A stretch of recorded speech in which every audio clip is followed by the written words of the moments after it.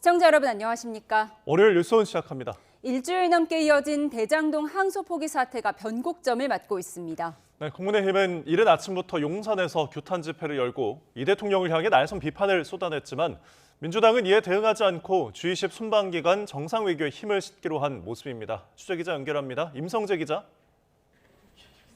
네, 국회입니다. 네, 먼저 민주당 분위기 전해주시죠. 네, 강경 메시지를 일단 감추고 로키에 돌입한 상황입니다. 민주당 투톱 정청래 대표와 김병기 원내대표는 오늘 아침 G20 정상회의 참석차 출국한 이 대통령을 서울공항에서 배웅했습니다.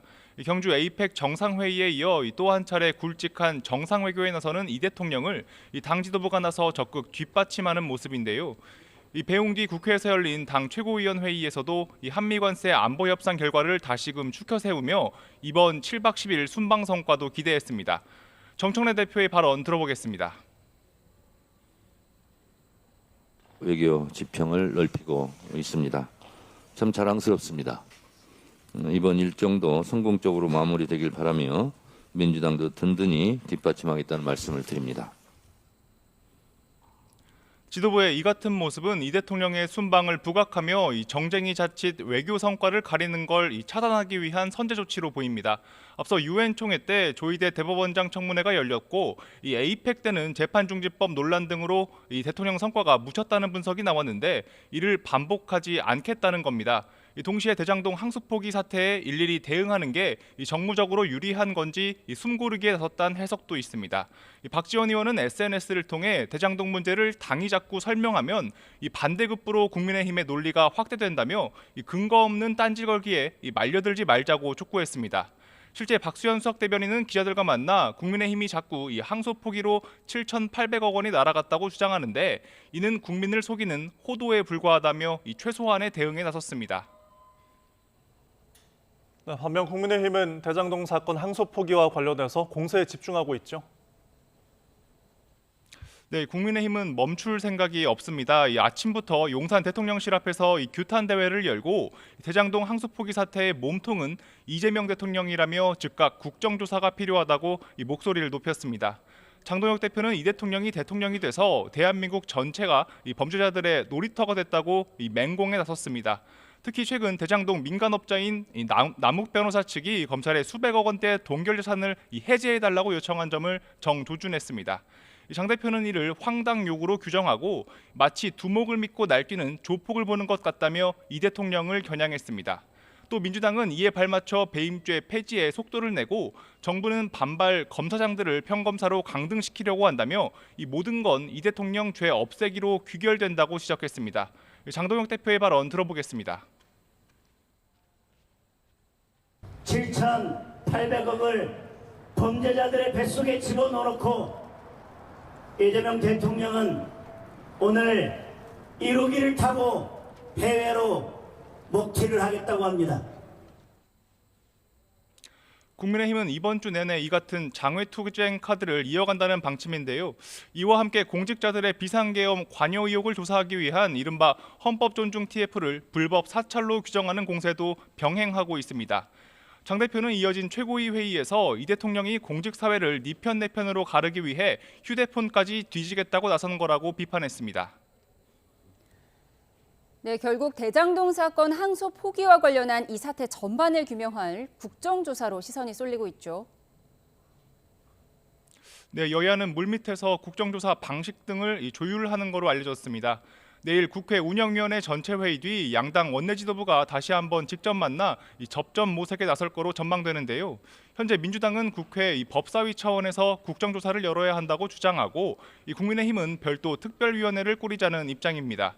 특히 국민의힘은 특위 구성과 함께 5대5 여야 동수위원 등을 요구하고 있고 민주당은 이를 일축하고 있는 것으로 파악됐습니다.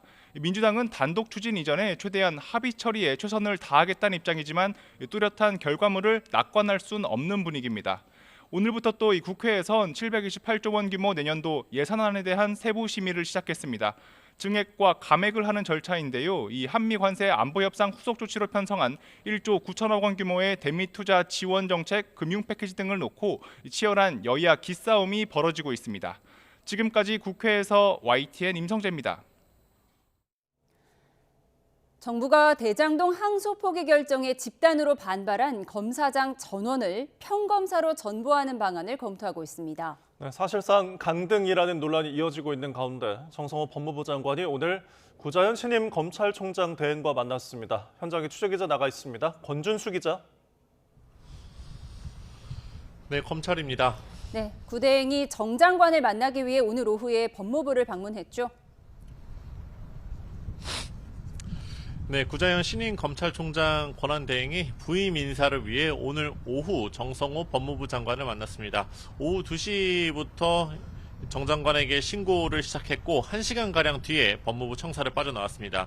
검찰 조직을 새로 이끌게 된 만큼 부임 인사를 올린 건데요. 이 대장동 사건 항소 포기 논란이 계속되는 가운데 이 집단으로 성명을 제출했던 검사장 18명에 대한 인사를 논의했을 가능성도 있습니다. 다만 구 대행은 법무부 청사를 들어갈 때뿐만 아니라 나올 때에도 관련 질문이 이어지자 구체적인 답변을 피해갔습니다. 정부는 항소 포기 경위를 설명해달라 요구한 검사장 전원을 평검사로 전보하는 방안을 검토하고 있습니다. 이 형사처벌과 감찰 징계까지 이야기가 나오면서 검찰 내 혼란이 커지는 모습인데요. 앞서 정성호 법무부 장관도 오늘 출근길에서 관련 질문에 말을 아꼈습니다. 직접 들어보시겠습니다.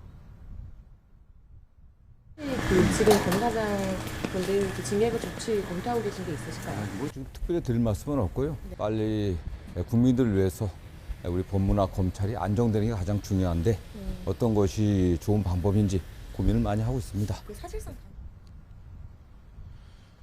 네, 정 장관은 내부에서 반발이 있지 않겠느냐는 질문에도 특별히 그런 움직임은 없는 거로 안다며 선을 그었습니다. 네, 구자연 검찰총장 대행은 출근하면서도 입장을 밝힌 게 없었죠. 네, 구자연 검찰총장 권한대행은 오늘 아침 공식적으로는 첫 출근에 이제 나섰는데요. 별다른 입장을 내놓지 않았습니다. 마찬가지로 직접 보시겠습니다.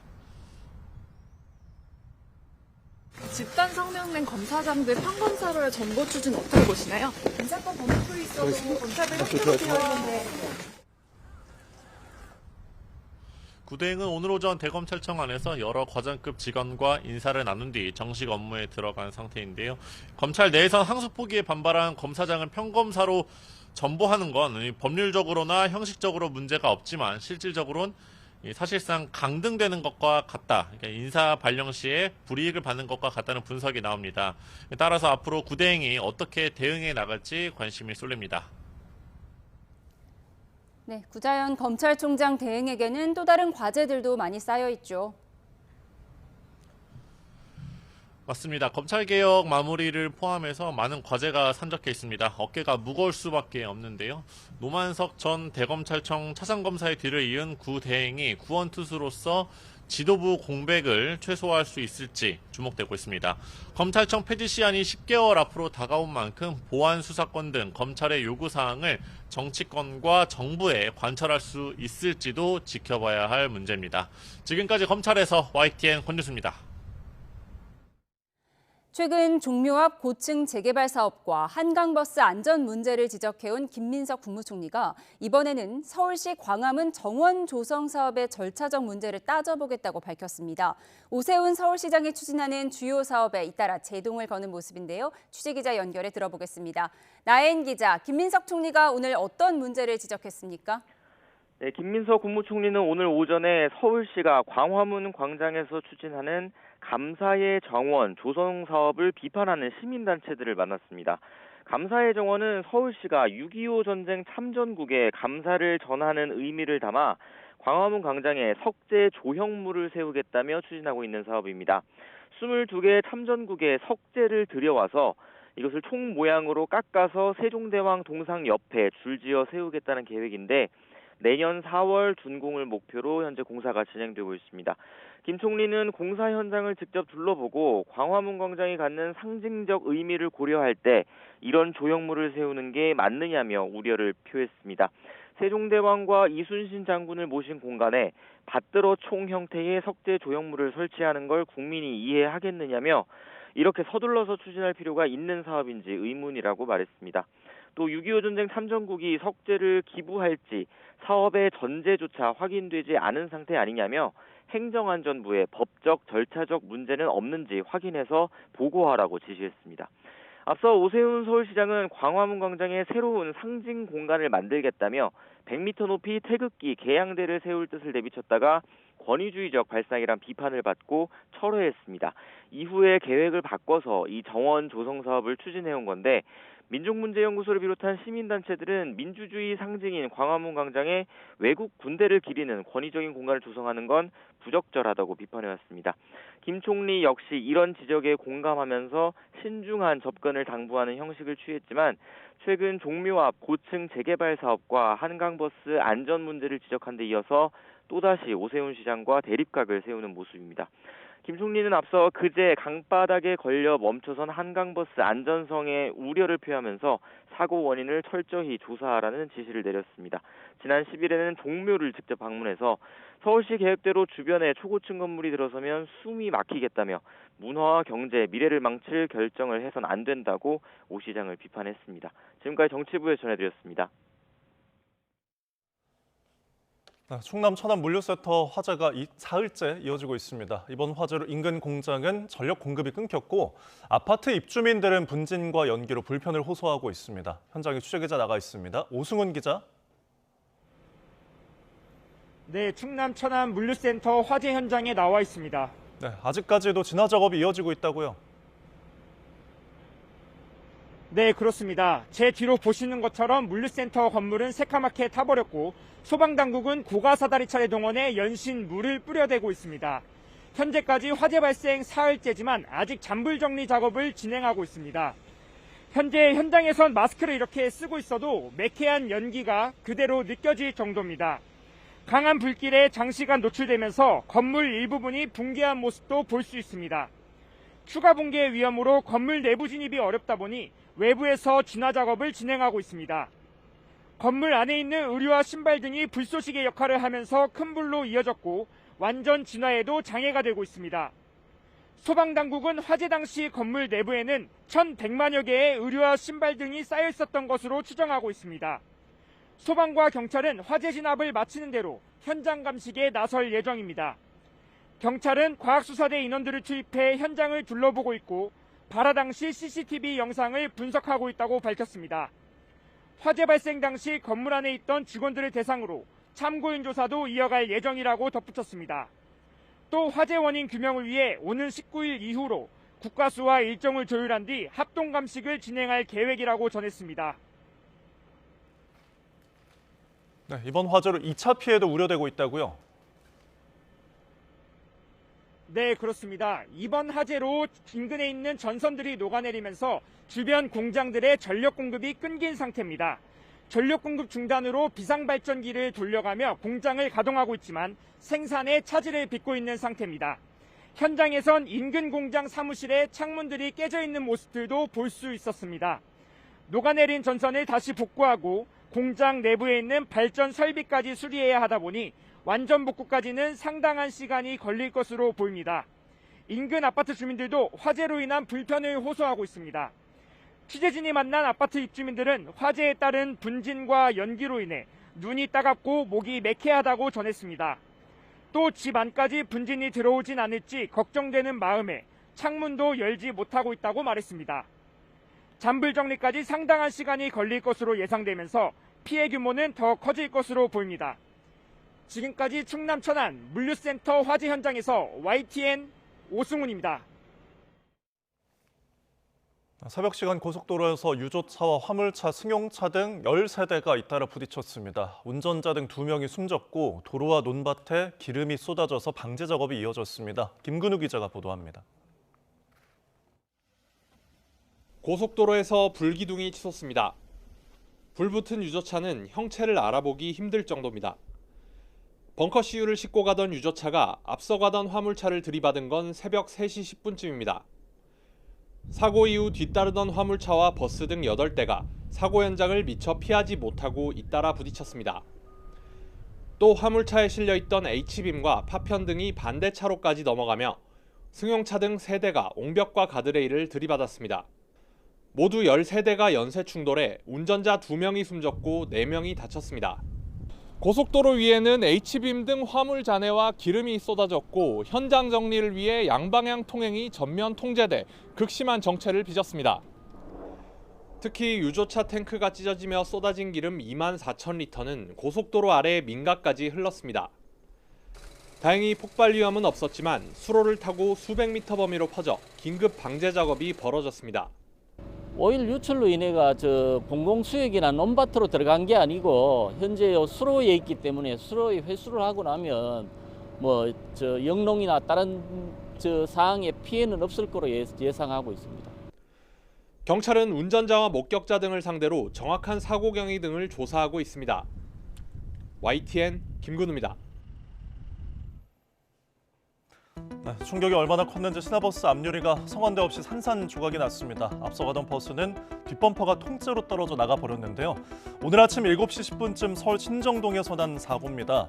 이 초록 버스가 앞서가던 다른 버스를 추돌하면서 뒤따르던 사다리차, 승용차가 잇따라 뒤를 박으면서 모두 7대가 부딪혔습니다. 사고 충격에 버스에 타고 있던 승객과 운전자 등 14명이 다쳤고 이 가운데 4명은 크게 다쳐 병원으로 옮겨졌습니다. 버스 운전자는 브레이크가 제대로 작동하지 않았다고 경찰에 진술했는데요. 경찰은 블랙박스를 분석하고 있습니다.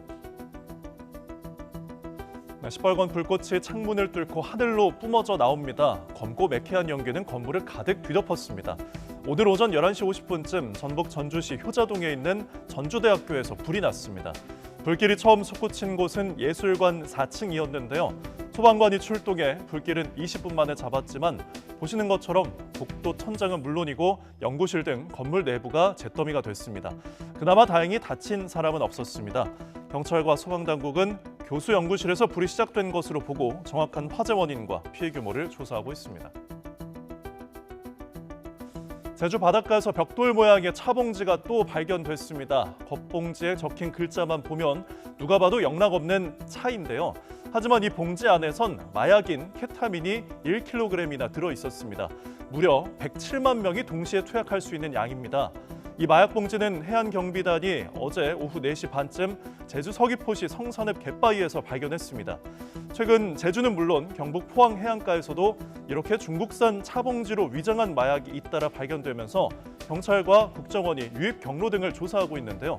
혹시 비슷한 물건을 보셨다면 곧바로 신고해 주시길 바랍니다.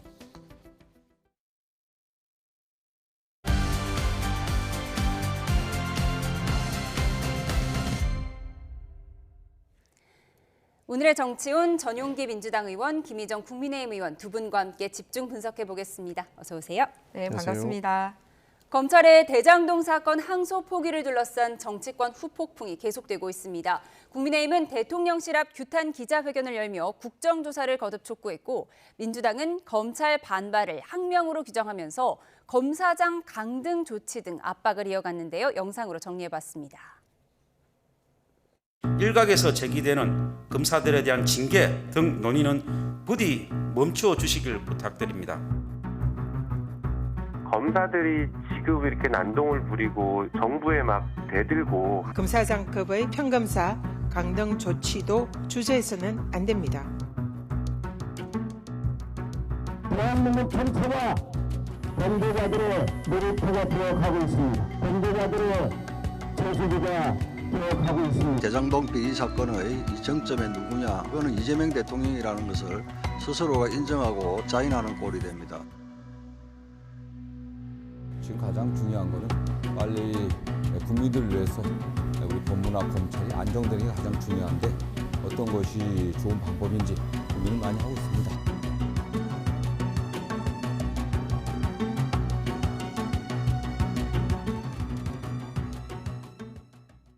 네, 정부가 대장동 항소 포기 사태에 반발하는 입장문을 냈던 검사장 전원을 평검사로 사실상 강등하는 방안을 검토하고 있다고 하는데 그렇다면 입장문에 이름을 올리지 않은 임은정 검사장 등 2명만 빼고 다 강등시키겠다는 건가 이런 얘기가 나오는데 현실화 가능성 어느 정도로 보세요? 실제로 정치에 관여를 했던 검사들에 대해서는 강등 조치의 필요성도 있다고 느끼고 있습니다. 기본적으로 왜 검사들을 이렇게 강등 조치까지 해서 과하게 반응을 하느냐라는 뭐 비판을 주실 수 있겠습니다만은 늘 저희가 말씀드리는 것은 검사들도 공무원입니다. 공무원들도 본인들의 입장에 따라서 정치적인 메시지를 낼 수 있음에도 불구하고 내지 않는 것은 정치를 몰라서 그런 것이 아니라 법적으로 공무원들은 중립의 의무가 있기 때문에 안 내는 것이거든요. 그러나 지금까지 우리나라에서 유일하게 정치적인 목소리를 내왔던 게 검사들이었고 이렇게 집단 반발까지 이어지고 있는 것 아닙니까? 그렇기 때문에 기본적으로 지켜야 될 그 의무, 정치적 중립의 의무로만 봤을 때도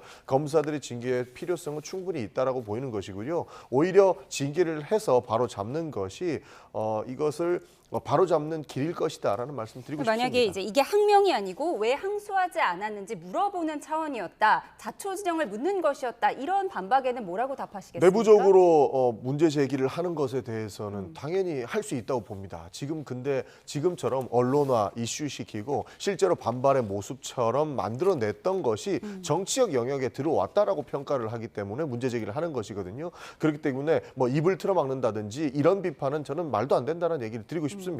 과거 본인들의 수사팀이고 그 수사팀이 내부적으로 정리를 했고 거기에서 뭐 관철을 시켰더라면 전혀 문제가 되지 않았을 내용이에요. 그러나 정치 이슈화 시켜서 마치 뭐 하나의 정당처럼 목소리를 냈기 때문에 이것은 명백히 정치의 중립의 의무를 저버리고 정치적 목소리를 낸 것으로 보고 있기 때문에 공무원으로서 잘못된 행동을 했을 때에는 징계가 당연히 필요한 것이다라는 이야기가 나오는 것들이고 그의 후속 조치로 지금처럼 뭐 강등 조치의 이야기들이 나오는 것이라고 보시면 됩니다. 명백한 공포 정치이자 사법 체계를 뒤흔드는 권력의 폭주다, 이렇게 비판하면서 용산 대통령실 앞으로 달려갔는데 김 의원님께서도 다녀오셨죠? 네. 지금 대통령실은 대통령이 지금 출국을 한 상태잖아요. 네, 그래서 저희가 출국 시간 전에라도 아침 일찍 목소리를 내야 되겠다라고 해서 갔습니다. 사실 대장동 사건 때문에 이렇게 시끄러운 거는 결국 대통령과의 연관성 때문이지 않습니까? 그러면은 본인이 연관성이 없다 하더라도 그렇게 치적으로 얘기했던 대장동 사건이 알고 보니 치적이라고 말할 수 없고 커다란 비리 사건이었다, 부동산 비리 사건이었다라는 것만 명확하게 밝혀졌다면 적어도 그 당시의 시장으로서 법적인 판단 여부를 떠나서 유감의 표현이나 사과의 표현은 있어야 되는 거 아닐까요? 왜냐하면 100% 당군 이래 최대 치적 사업이라고 얘기를 했는데 그 사업이 명백하게 이 민간 개발업자들의 이 부동산 먹튀 사건이라는 거는 1심에서 정리가 되지 않았습니까? 그러면 저도 그 부분에 대한 답은 하셔야죠. 그런데 그냥 해외에 아무 메시지 없이 나가버렸습니다. 그리고 좀 전에 우리 전용기 의원님이 민주당 입장 말씀하셨는데요. 저는 그냥 항소 포기가 아니고요. 이 저수지 포기입니다. 저수지 범죄 수익 포기입니다. 예. 범죄 수익을 환수하는 걸 포기하는 겁니다. 그냥 항소 포기가 아니라 국고로 와야 될 저수지 돈 포기 사건입니다. 그런데 그게 왜 정치 사건이죠? 거기에 대해서 저는 의문이 됩니다. 왜냐하면 나쁜 놈들 벌 주자라고 얘기하는 게 왜 정치 사건이죠? 그래서 그거를 정치화하고 정치 사건으로 끌고 가는 거는 오히려 여권 쪽이다라는 말씀을 드리고 싶고요. 그리고 공무원이 징계 사유가 된다면 당연히 징계를 해야 되죠. 그런데 징계 사유에 해당이 되지 않으니 징계를 못하고 그냥 인사처분 자리 바꿈 정도밖에 못하는 겁니다. 정말로 징계해야 되면 징계 개시해 보십시오. 그 징계가요, 검사 징계법상 해임이나 이렇게 실제로 직을 내려놓을 수 있게끔 하는 법은 검사 징계법상 검사들은 최대 수준이 탄핵입니다. 여기서 또 검사들 탄핵하면 또 정치화 사건 되지 않겠습니까? 그렇기 때문에 검사들도 일반 공무원처럼 해임 처분이 가능한 징계안을 만들기 위해서 검사 징계법을 개정하겠다는 것이거든요. 그렇기 때문에 정치화하지 않아도 될 내용들이 지금까지는 비정상적인 모습으로 검사 징계법이라는 내용으로 정치화될 수밖에 없는 상황에 놓였었기 때문에 해당 부분들을 바로 잡아야 된다는 말씀을 드리는 것이고, 나쁜 놈들 벌 주고 나쁜 놈들에게 범죄 수익을 환수해야 되는 것은 적극 환영합니다. 그러나 검찰이 본인들이 선택적으로 항소하고 싶은 것, 안 하고 싶은 것 나누어서 실제로 대장동 사건은 항소를 했지만 실제로 장동혁 대표의 선거법 사건 같은 경우 또 항소 포기했거든요. 그 부분은 문제 삼고 이것은 문제 안 삼고 이 선택적으로 정치화 시키고 본인들의 검사라고 하는 그 자리를 이용해서 정치하는 것은 공무원으로서 바람직하지 않기 때문에 문제 제기를 하는 겁니다. 나쁜 놈들 벌 주자고 표현하신 그 부분을 좀 정리해 보도록 하겠습니다.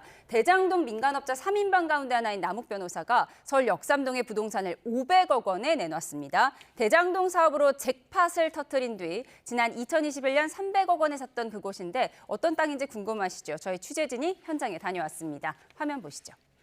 서울 강남구의 유료 주차장 부지입니다. 차량 40대가량이 수용 가능한 규모인데 주차장 뒤편에 반쯤 무너진 담벼 위로 철근 등이 쌓여 있어서 관리가 잘 되고 있어 보이진 않습니다. 지금은 구로세무서에서 압류 중입니다.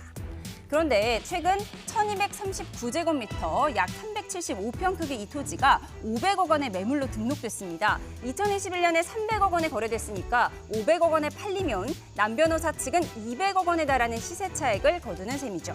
남 변호사 측은 법원에 본인 몫의 재산에 대해 추징 보전을 해제하지 않으면 국가배상을 청구하겠다는 뜻을 전달했다고 알려졌는데요. 다른 대장동 민간업자들도 재산 동결 해제 요청에 나설 거란 전망도 나옵니다. 정치권 반응 짧게 들어보시죠. 그 사람은 그 사람대로의 권리를 주장하는 건데 그것이 재판부에 의해서 받아들일 가능성이 저는 없다고 봅니다. 두목을 믿고 포탈 들고 쇠파이프 들고 날 때는 조폭을 보는 것 같습니다. 대통령이라는 깃배가 없다면 용산백이 없다면 가능하지 않은 일입니다. 네, 1심에서 추징금 0원, 사실상 확정된 남욱 변호사. 1심 재판이 뒤집힐 일 없으니 그동안 동결됐던 내 재산 달라 이런 입장인 것 같습니다. 박범계 의원은 재판부에서 이런 거 받아줄 리 만무하다 이렇게 펄쩍 뛰셨어요. 실제로 이것을 동결을 해제할 수 있을 거라고 보세요? 없을 거라고 보세요? 법원에서 판단하지 않을 가능성이 굉장히 높습니다. 그리고 지금 민사소송이나 여러 가지 관여돼 있는 소송들이 줄줄이 이어질 것이기 때문에 법원이 쉽게 해제해줬다 가 이것을 은닉할 수 있는 상황 자체가 만들어지기 때문에 법원에서 받아들일 가능성은 없다고 봅니다. 그렇기 때문에 지금 국민의힘 주장하는 것처럼 반드시 회수하지 못할 것처럼 하는 것이 오히려 더 문제가 있다라고 볼 수밖에 없는 내용들이고요. 법원이 그렇게 쉽게 내줄 수 있는 그런 시스템의 대한민국은 아니라는 말씀 다시 드리겠습니다. 그러니까 수천억 원의 추징금 못 뺏어올 것처럼 하는 것이 국민의힘의 프레임이다라는 게 민주당의 주장입니다. 장동혁 대표도 지금 남욱 변호사의 이 같은 주장이 대통령이라는 뒷배, 용산이라는 백이 없으면 불가능하다 이런 주장을 했어요. 네, 우리가 우려했던 일이 곧바로 현실로 드러나지 않습니까? 심지어는 그냥 고요히 빼가는 정도가 아니라 국가에다가 손해를 청구하겠다라고 적반하장으로 나오고 있는 상황입니다. 즉 시간 싸움이라는 거죠. 시간만 흐르면 내 건데 이런 얘기입니다. 왜냐하면 결론적으로 재판은 2심은 열리게 되어 있습니다. 그런데 이 피의자들이 요청한 소위 이 범죄자들이 요청한 주장만 할 수 있는 재판이 열리게 됩니다. 그 재판에서 검사들은 하나도 얘기 못합니다. 즉 0원 나왔기 때문에 원래 추징하기로 했던 돈은 추징을 못합니다. 그러니까 무조건 시간 싸움일 뿐이지 0원 되는 겁니다. 민사로 하라고요? 아니 그러려면 뭐하러 법무부 장관하고 검찰총장 임명해서 이렇게 하고 있습니까? 국민들을 위한 눈물 닦아주겠다고 하면서. 왜냐하면 1심에서도 범죄가 없기 때문에 추징이 된 게 아니라 여러 가지 금액을 특정하는 어려움과 이해충돌 방지법이 계약 시점의 그 사건으로 보느냐 아니면은 이 모든 대장동 개발이 끝난 시점으로 카운팅하느냐이기 때문에 그래서 사실은 항소가 필요한 거였거든요. 대법원 판례가 없습니다, 우리나라에. 그래서 나쁜 짓 한 게 계약 시점에만 이렇게 한다라고 하면 계약 옛날에 했던 게 지금 공사가 일어나고 있어도 추징을 못하게 되기 때문에 이런 건 앞으로 다투어 봐야 되는 거거든요. 그래서 돈이 안 나온 건데 이거를 이제 다 가져가게 되고 완전히 선빵 날리는 거 아닙니까? 가져가겠다고. 그러면 나머지 사람들도 다 가져가게 되고요. 더 기가 막힌 거는 이번에 못 받게 되는 범죄 수익 7,800억 뿐만 아니라 그들은 부동산을 끼고 앉아 있다 보니 아까 남욱 전 변호사만 해도 200억짜리가 500억 됐잖아요. 4년 만에. 이런 식으로 범죄 수익이 훨씬 더 늘어나고 있다는 사실입니다. 그러니까 300억짜리가 500억이 돼서 200억 차액을 누릴 수 있다라는 우려가 나오고 있는 상황입니다. 여기서 우리가 정확하게 짚고 넘어가야 될 부분이 국민의힘에서 범죄 수익은 계속 7,800억이라고 하는데 법원은 그게 아니랍니다. 법원은 그것의 10분의 1도 안 되는 금액을 범죄 수익으로 추정을 하고 있거든요. 검찰은 1심을 3년 가까이 준비하고 다퉈왔는데 왜 그것밖에 인정받지 못했을까요? 실제로 우리가 알고 있는 내용이 모두 사실이 아니고 이것을 정치화해서 프레임화해서 공격하는 정도만 남았기 때문에 지금 법원의 판단과 국민의힘 주장은 너무나도 다른 상황을 맞고 있는 겁니다. 그런 측면에서 지금의 국민의힘의 주장도 사실 가능성이 굉장히 저는 낮다고 보는 것이고요. 충분히 우리 관이 주도하고 있는 소송이 대장동 본류 사건 말고도 이외에도 충분히 존재하기 때문에 충분히 환수가 가능하다고 보는 것이고 이미 금액이 확정되면 그 땅에 돈이 오르든 말든 환수해야 되는 것 아닙니까? 오히려 그것을 못 가져올 것이다라고 이야기하는 것이 저는 오히려 더 어불성설에 가깝다는 말씀 드리고 싶습니다. 추징금 규모가 부풀려졌을 수 있고 또 그 남은 추징금 찾아올 수 있다라는 민주당 입장까지 들어봤습니다. 이 부분은 정리를 했으면 합니다. 왜냐하면 법원이 명확하게 범죄 사실이 없다라고 얘기를 한 게 아니라 범죄 수익에 대해서 계산을 명확하게 하기가 힘들다라고 얘기를 했기 때문에 그거를 이제 2심, 4심에서 다투어 봐야 된다는 것과 제가 앞서 말씀드렸듯이 이해충돌법의 공소시효가 계약 시점이기 때문에 이런 부분도 다투어 볼 여지가 있는 겁니다. 그렇기 때문에 그들의 마치 벌어간 돈이 얼마 안 되는 것처럼 얘기를 해서는 안 됩니다. 그리고 이렇게 명백하게 범죄로 인한 수익이 있을 경우에는 형사적으로 국가가 나서서 처벌해주는 게 국가의 원칙입니다. 국가가 손해 없이 민간인 간에 일어난 일이 아니지 않습니까? 그런데 이거를 그냥 형사소송은 나몰라 하고 민사소송 니들이 알아서 해? 아니, 검사들이 나서서 3년간 본인 이름으로 있지 않고 다른 가족이나 회사 이름으로 빼돌린 재산 찾아내느라고 힘들었거든요. 그런데 그거를 한 거를 인정하지 않으면 어느 개인이 찾아다니면서 이 사람들 개인적으로 빼돌린 재산을 다 찾아올 수 있겠습니까? 검찰이 주장한 추징금 규모가 부풀려진 게 아니라 2심에서 다시 따져봐야 한다는 입장이 있습니다. 짧게 말씀드리면 법원이 그러니까 왜 계산을 못하게 만드냐는 거예요. 그렇게 많은 증거들과 은닉된 재산들을 다 찾았고 이미 당사자들은 구금돼 있었는데 법원이 계산하지도 못할 정도의 증거를 들이밀었다는 것 아닙니까? 그런 부분에 대해서는 정확하게 지적을 해야 된다는 겁니다. 네, 검찰이 1심에서 좀 더 잘 싸워봤으면 좋았을 것이다라는 또 여당의 입장 들어봤습니다. 그런가 하면 이재명 대통령이 최근 SNS에 신상 필벌은 기본이라는 글을 올렸습니다. 최근 휴대폰 제출 논란이 일고 있는 헌법 존중, 정부 혁신 TF에 대한 필요성을 강조했다는 분석이 나오는데요. 화면 함께 보겠습니다. 네, 신상 필벌은 조직 운영의 기본 중의 기본이다. 내란 극복도 적극 행정 권장도 모두 해야 할 일이다라는 글입니다. 국민의힘은 사생활 털기 TF라며 연일 공세를 펴고 있지만 헌법 존중 정부 혁신 TF에 대통령이 힘을 싣겠다는 뜻으로 풀이됩니다.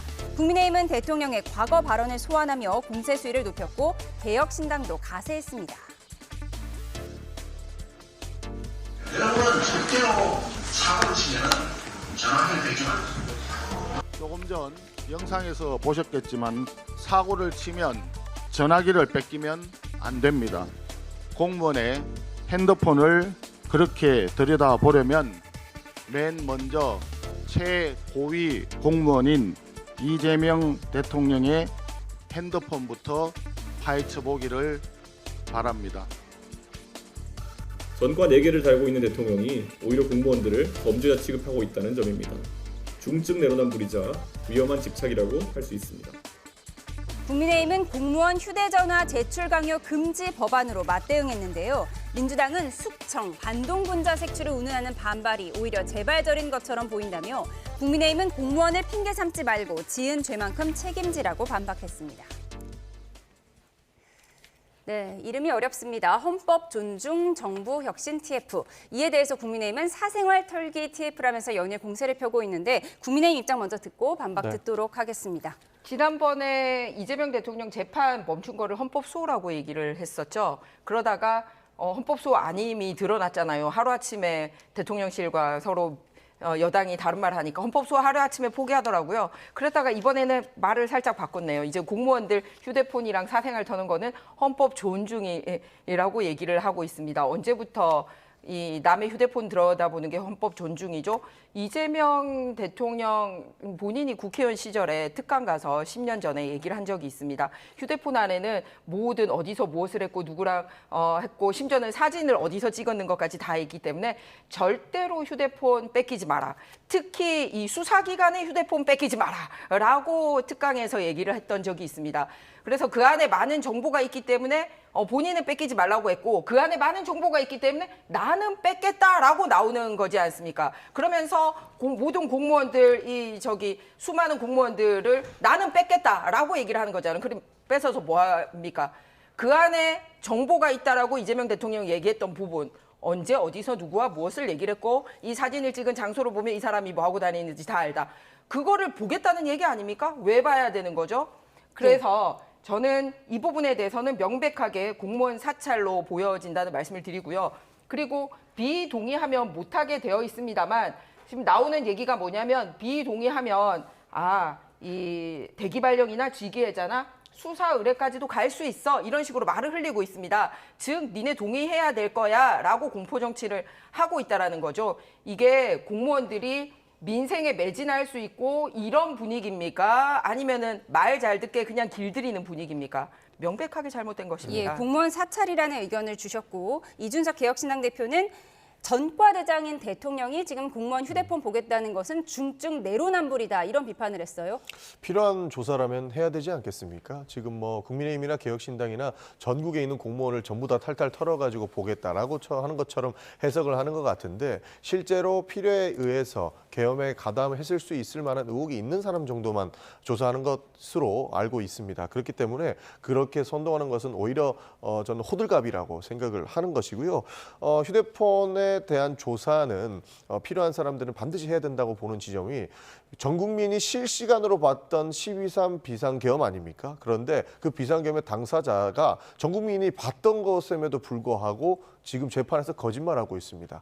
그리고 그 가담했던 사람들이 본인의 방어권을 주장하면서 우리가 눈으로 확인했던 것까지 부인하고 있는 상태이기 때문에 어디까지 침투를 했고 실제로 이 비상계엄을 욱해서 했느냐 아니면 계획된 상황에서 몇 명의 공무원들과 공유를 해서 했느냐는 반드시 밝혀져야 될 문제이기 때문에 대한민국의 민주주의가 다시 한번 망가지지 않기 위해서 반드시 필요한 내란 종식이라면 필요한 만큼 그리고 가담을 했을 수 있을 만한 그 계획에 참여했을 수 있을 만한 사람들은 조사가 반드시 필요하다는 말씀 드리겠습니다. 그런데 그 조사 대상이 49개 기관에 500명이나 만들어서 조사를 해야 될 정도입니까? 저는 가담자도 500명 나오기 힘들 거예요. 그런데 조사 인력을 49개 기관 500개나 그렇게 준비를 했으면은 아는 사람이 김민석 총리 한 명만 있었을까요? 다른 사람도 눈치챘을 것 같은데요. 그리고 두 번째는 국가가 해야 되는 감사라는 게 있습니다. 예를 들어서 국회는 국정감사가 있고 감사원의 감사가 있습니다. 이 감사에 대해서 무용지물로 만든 것도 지금 현 정부입니다. 잘 아시지만 대통령실에 김현지 총무비서가 못 나오게 하려고 국정감사 무용지물로 하려고 인사 바꿔서까지 있는 국정감사도 안 하게 했던 곳이 이곳입니다. 그리고 심지어는 있어야 하는 인사청문회에 내야 되는 서류 안 내고 병적 기록서 내지 않은 사람이 국방부 장관으로 앉아 있는 게 현 정부입니다. 이런 식으로 현행이 해야 되는 서류 제출조차도 현 정부 고위 관계자들이 안 하고 있으면서 멀쩡한 공무원 75만 명을 탈탈 털겠다? 이게 말이 됩니까? 그러니까 내란 가담자를 한 명이라도 찾으려면 500명이건 1000명이건 동원해서 그 한 명이라도 명백히 찾아서 책임을 물어야 되는 것이 민주주의고 그에 대해 필요한 조치다라는 말씀을 드리는 것이고요.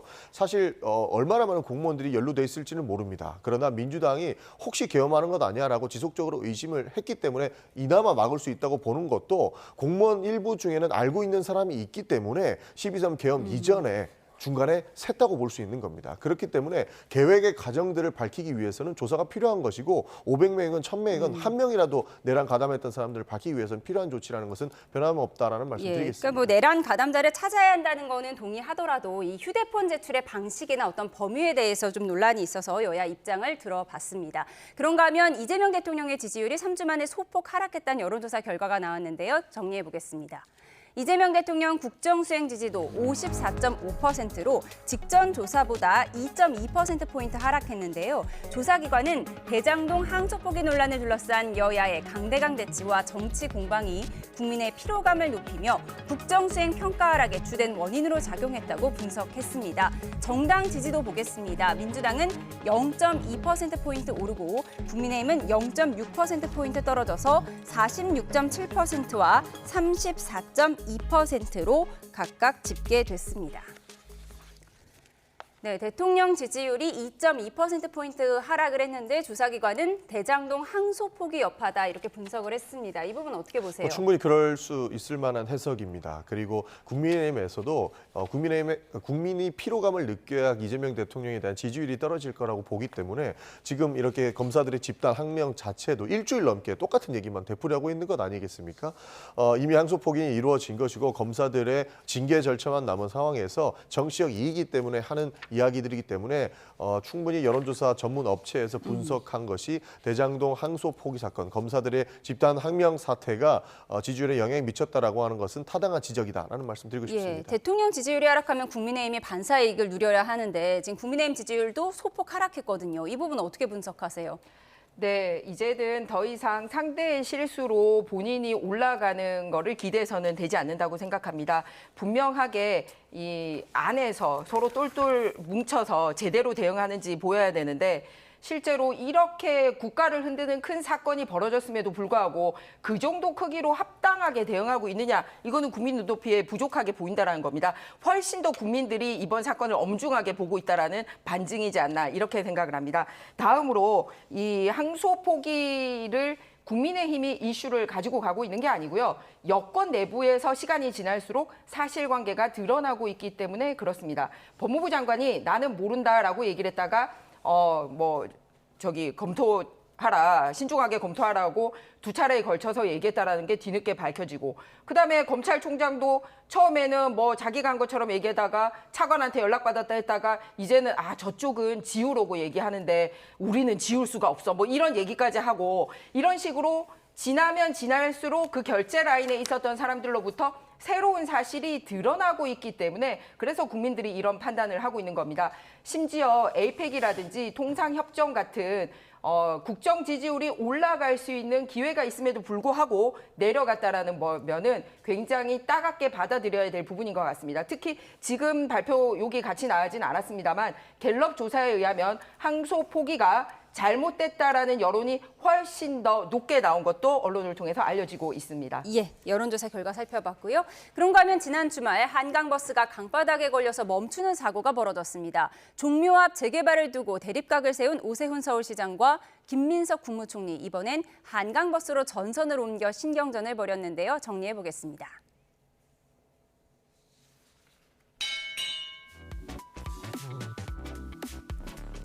종묘 바로 코앞에 고층 건물이 들어선다면은 이게 종묘에서 보는 눈을 가리고 숨을 막히게 하고 길을 누르게 하는 그런 감성적인 표현을 쓰시는데 그렇게 감성적으로 이야기할 게 아니라 과학적으로 얘기를 해야죠.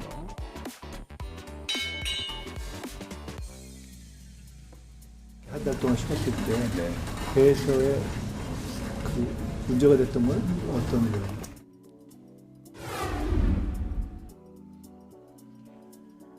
정말 끔찍하게도 시민 한 명이 또는 시민 몇 명이라도 다치거나 죽어야 멈출 겁니까?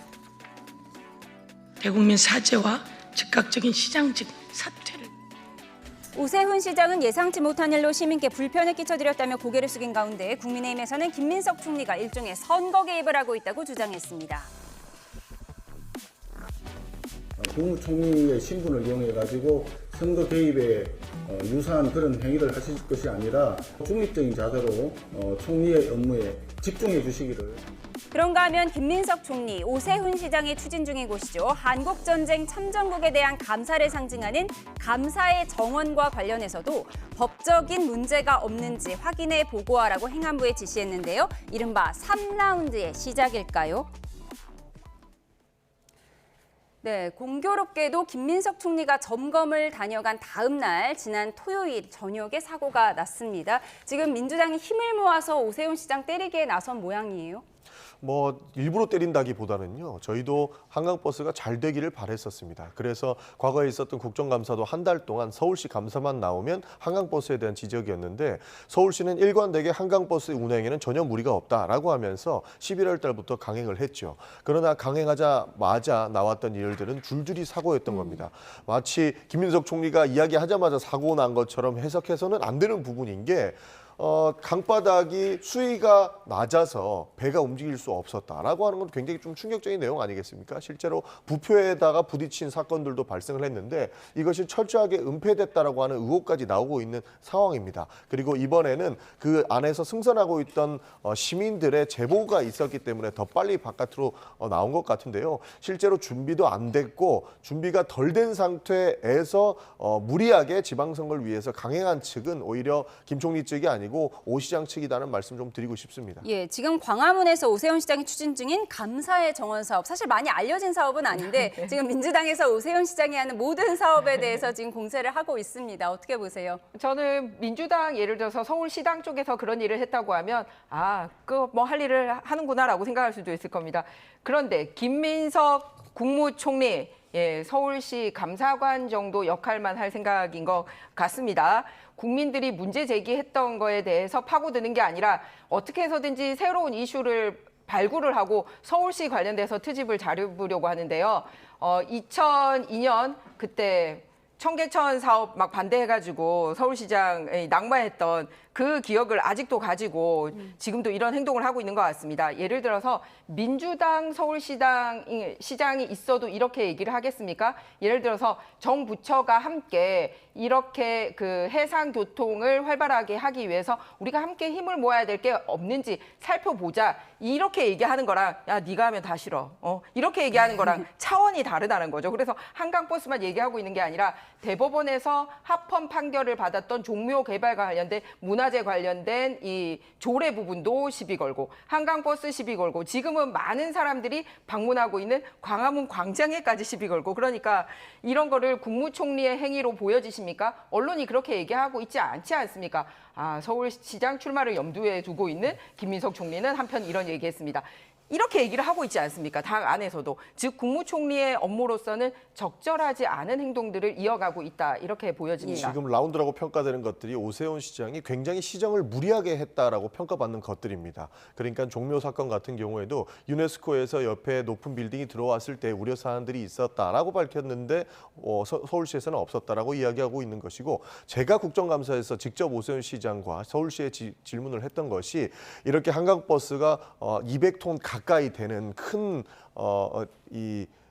선인데 기본적으로 인양선이 있느냐라는 질문에도 자기네들은 인양을 다 한번 해봤기 때문에 괜찮다라는 입장이었습니다. 저는 그것이 인양쇼라고 생각을 해왔었는데 그래도 서울시에서 하겠다고 하고 가능하다고 하니 믿어왔는데 지금 사고 난 거 보십시오. 인양이 안 되고 있어서 그 한강버스가 중간에 배 중간에 서 있는 상태가 됐고 심지어 타고 있던 승객들은 다른 배를 통해서 바깥으로 나온 것 아니겠습니까? 이런 모습들을 봤을 때 굉장히 무례하다고 했던 지적들이 사실로 드러나고 있기 때문에 국무총리 입장에서도 이야기를 할 수 있는 거라고 봅니다. 그리고 국무총리는 전국에 있는 일들을 다 관여하고 전부 지적을 하고 있는데 유독 오세훈 시장 것만 이야기를 하면 지적대로 사고가 나고 문제가 되기 때문에 지금 부각이 되고 있는 것이거든요. 그렇기 때문에 무리하게 선거와 이것을 이을 필요는 없는 것이고 지금이라도 오세훈 시장이 추진하고 있는 무리한 사업들을 중지시키는 것이 합당하다는 말씀 드리고 싶습니다. 이번에 사고 난 한강버스 인양되지 않았던 문제까지 지적하셨습니다. 지금까지 정치원 전용기 민주당 의원, 김희정 국민의힘 의원 두 분과 함께했습니다. 고맙습니다.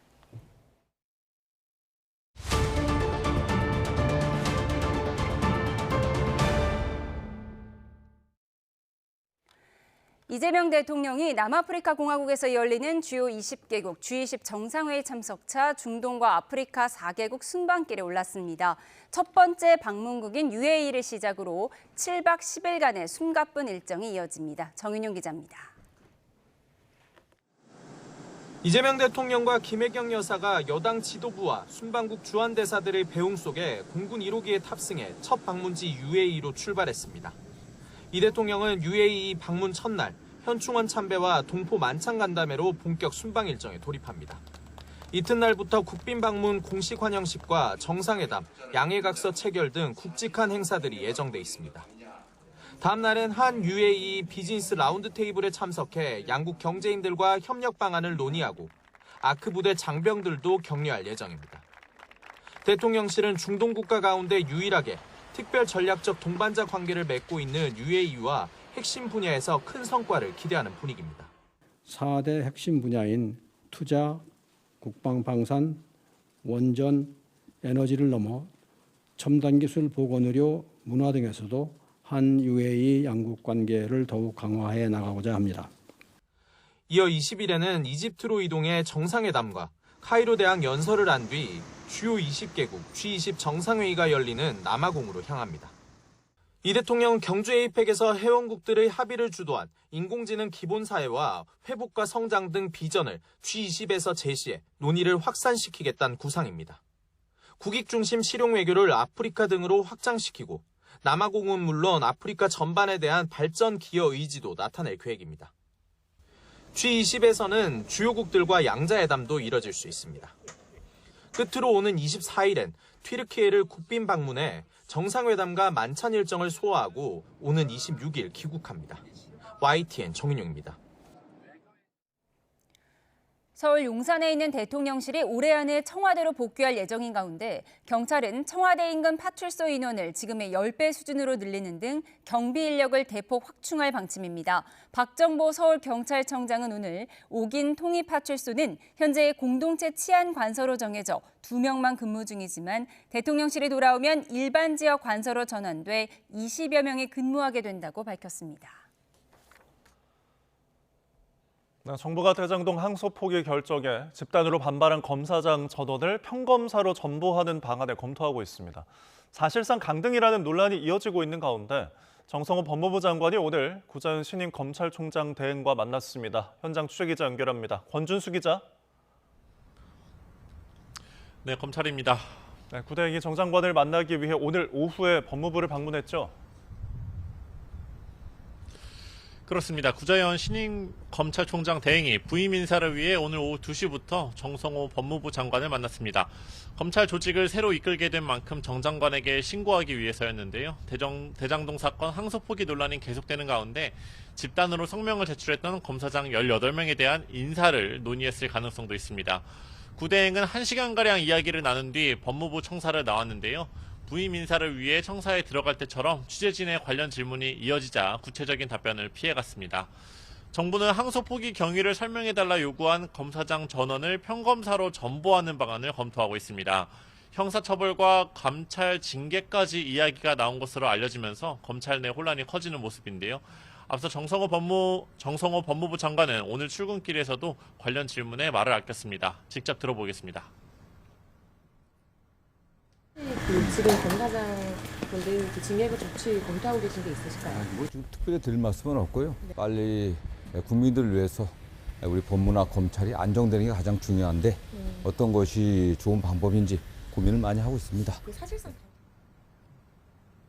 정 장관은 내부에서 반발이 있지 않겠느냐 질문에도 특별히 그런 움직임은 없는 것으로 안다며 선을 그었습니다. 네, 구자윤 검찰총장 대행도 출근길에 입장을 밝힌 게 없었죠? 맞습니다. 오늘은 구자윤 검찰총장 권한대행이 공식적으로 처음 출근한 날입니다. 어떤 메시지를 낼 것인지 관심이 많았지만 별다른 입장을 내놓지 않았습니다. 직접 보시죠. 집단 성명 낸 검사장들 평검사로의 전보 추진 어떻게 보시나요?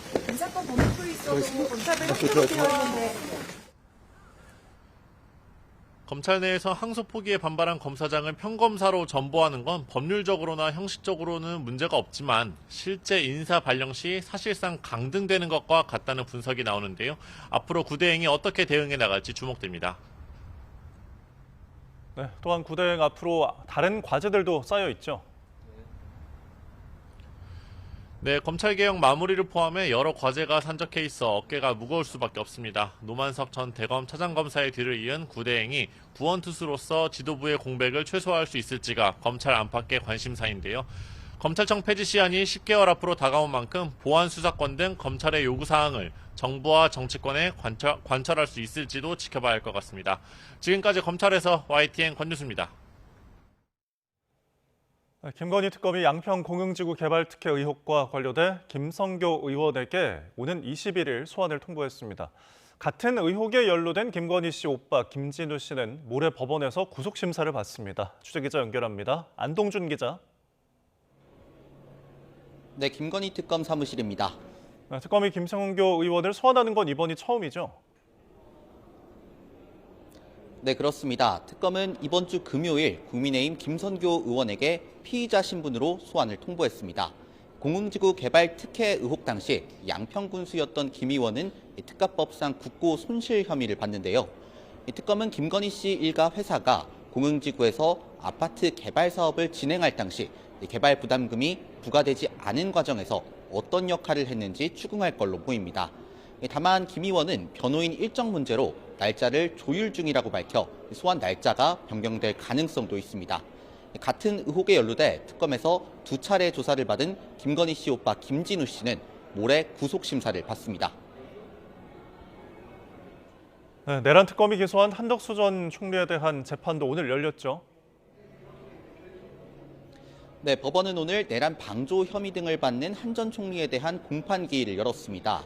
오늘 오전 재판에는 최상목 전 경제부총리가 증인으로 나와 비상계엄 선포 전 국무회의 상황에 대해 증언했는데요. 최 전 부총리는 당시 한 전 총리가 넋이 나간 표정이었다면서 다만 해당 자리에서 한 전 총리가 비상계엄에 대해 직접 반대하는 건 보지 못했다고 진술했습니다.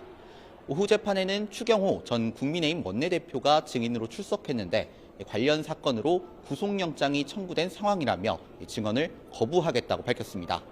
내란 특검이 기소한 사건 중 처음으로 노상원 전 국군 정보사령관의 개인정보보호법 위반 혐의 결심 공판도 열렸는데요. 내란 특검은 노 전 사령관에게 징역 3년을 구형했습니다. 차상병 특검과 관련해서는 수사방해 혐의를 받는 공수처 전 지휘부가 구속기로 했었죠. 네, 김선규, 송창진 전 부장검사는 구속 전 피의자 신문을 마치고 서울구치소에서 법원의 판단을 기다리고 있습니다. 김 전 부장검사와 송 전 부장검사는 최상병 사건 수사를 맡았을 당시 공수처 처장과 차장 직무를 대행했는데요. 두 사람은 과거 윤석열 전 대통령과 근무연이 있는 등 이른바 친윤검사로 불리는 인물입니다. 특검은 두 사람이 최상병 사건 수사를 고의로 지연시키는 등 공수처의 설립 취지를 무력화했다면서 구속영장을 청구했습니다. 한편 윤 전 대통령에 대한 2차 조사까지 마친 최상병 특검은 이번 주 수사 외압 의혹과 다음 주 호주대사 임명 의혹에 대해 주요 피의자들을 기소할 방침입니다. 이 특검은 수사기간이 끝나는 오는 28일에 앞서 26일쯤에는 수사 결과를 발표한다는 계획입니다. 지금까지 김건희 특검 사무실에서 YTN 안동준입니다. 네, 지난 15일 새벽 발생한 충남 천안 이랜드 패션 물류센터 화재 현장에서 사흘째 진화 작업이 이어지고 있습니다. 충남 소방본부는 붕괴 위험으로 건물 내부 진입이 어려워 외부에서 내부를 향해 물을 뿌리면서 잔불 정리 작업을 이어가고 있다고 밝혔습니다. 소방당국은 물류센터 내부에 있는 의류와 신발 등이 불쏘시개 역할을 하면서 완전 진화까지는 시간이 걸릴 것으로 보고 있습니다. 경찰은 발화 당시 CCTV를 확보해 분석하고 화재 당시 물류센터에 있던 경비원 등 진술을 통해 화재 원인 규명에 위한 수사에 나섰습니다. 이어 화재 진압을 마치는 대로 오는 19일 이후로 국과수와 함께 합동 감식을 진행할 예정입니다. 네, 전해드린 대로 지난 주말 불이 났던 충남 천안 이랜드 물류센터의 화재 모습을 보고 계십니다. 검은 연기가 이렇게 하늘 위로 쉴 새 없이 피어오르고요. 건물 구조물이 종이잔처럼 떨어져 나가기도 합니다. 시뻘건 화염 속에서 불타고 있는 건 건물뿐만이 아니었습니다. 축구장 27개 크기의 거대한 이랜드 물류센터, 이 내부에는 이번 달 블랙 프라이데이 행사에 내놓으려던 신상 물건 무려 1,100만 점이 쌓여져 있었습니다. 한순간에 잿더미가 된 겁니다. 자, 지금 보시는 건 한 패션 플랫폼에서 실시간으로 집계하는 탑10 순위표인데요. 운동화 브랜드인 뉴발란스가 블랙 프라이데이 판매 순위에서 순식간에 자취를 감췄습니다. 이번 화재로 러닝화 등 인기가 있는 물건들이 불에 타면서 강제 품절이 된 셈입니다. 이랜드가 운영하는 대부분의 브랜드가 비슷한 사정입니다. 스파오, 로엠 등도 온라인 배송이 늦어질 수 있다고 공지했습니다. 자, 인터넷 커뮤니티에도 갑자기 주문한 물건이 환불됐다는 글이 잇따르고 있습니다. 이 1,100점이 넘는 물건이 한순간에 불에 탔으니 이해가 된다는 의견도 있지만 왜 물량을 한 곳에 몰아넣어뒀냐는 비판도 나옵니다. 이와 관련해 이랜드 측은 당장 발송이 가능한 물건은 차례대로 배송할 예정이고 블랙 프라이데이 행사도 상황에 따라 유동적으로 진행하겠다고 밝혔습니다. 코스피가 2% 가까이 올라 4,080선을 회복했습니다. 인공지능 거품론이 잦아들며 미국 기술주 투자 심리가 회복되자 반도체 종목을 중심으로 강세가 나타났습니다. 취재기자 연결해 증시 상황 알아보겠습니다. 손효정 기자, 코스피가 오늘 상승 마감했죠? 네, 코스피는 지난 금요일보다 1.94% 오른 4,089.25로 정규 거래를 마쳤습니다. 지수는 지난주 나타났던 부진한 흐름을 끊고 1.4% 상승 출발한 뒤 오름세를 이어갔습니다. 장중 상승폭을 키우며 4,080선을 회복했는데요. 2조 원 넘게 팔자 주문에 나섰던 외국인 투자자가 오늘은 5천억 원 순매수로 돌아섰습니다. 기관은 마지막에 매도 우위로 돌아섰고 개인도 5천억 원 가까운 주식을 팔아치우며 차익을 실현했습니다. 지난주 조정을 받았던 반도체 대장주들도 반등했습니다. 삼성전자는 3% 올라 10만 600원을 기록했고 SK하이닉스는 8% 상승률로 60만 원 선에 다시 올라섰습니다. 코스닥도 상승 흐름을 이어가며 0.5% 오른 902.67로 마감했습니다. 미국 증시의 인공지능 거품 논란이 완화되며 기술주 투자 심리가 살아난 데 더해 어제 4대 그룹의 800조 원 투자 발표가 호재로 작용한 것으로 보입니다. 이런 가운데 이번 주 예정된 엔비디아 실적 발표가 우리 증시의 흐름을 가늠할 분수령이 될 전망입니다. 원달러 환율은 장중 1,460.7원까지 올랐다가 오후 3시 반 1,458원으로 주간 거래를 마쳤습니다. 달러 강세로 환율이 소폭 상승했지만 지난주 외환 당국의 구두 개입 이후 오름폭이 더 커지지는 않는 모습입니다. 지금까지 한국거래소에서 YTN 손효정입니다. 서울 집값 상승세가 지난달에 다시 커지면서 9월보다 2배 가까운 오름폭을 기록했습니다. 부동산원이 발표한 10월 주택가격 동향에 따르면 서울 주택 종합매매 가격은 9월보다 1.19%나 상승했습니다. 전월인 0.58%의 2배 수준으로 대출 규제 시행 전 상승세가 컸던 지난 6월보다도 높은 수치입니다. 서울 아파트만 따로 산출한 매매 가격 지수는 1.43% 올라 전월 0.58%보다 상승폭이 크게 확대됐습니다. 국토부가 외국인의 주택 이상 거래를 조사했더니 위법 의심 행위가 290건에 달했고 국적별로는 중국인이 가장 많은 걸로 조사됐습니다. 국토부가 지난해 6월부터 올해 5월까지 외국인 주택 거래를 조사한 결과 이상 거래 438건 가운데 위법 의심 거래는 절반에 가까운 210건, 위법 의심 거래는 290건에 달한 걸로 나타났습니다. 국적별로는 중국인이 125건으로 가장 많았고 이어 미국인이 뒤를 이었습니다. 다카이치 사나이 일본 총리가 타이완 유사시 개입을 시사하는 발언으로 중국과 외교 갈등이 악화일로로 치닫고 있습니다. 중국이 자국민에게 일본 관광 자제를 당부하는 등 본격적인 실력 행사에 나서기 시작했는데요. 일본은 중국에 외교부 간부를 급파했습니다. 일본 현지 연결합니다. 김세호 특파원. 네, 도쿄입니다. 일본이 오늘 일본 외무성 간부를 급파했는데 배경은 뭔가요?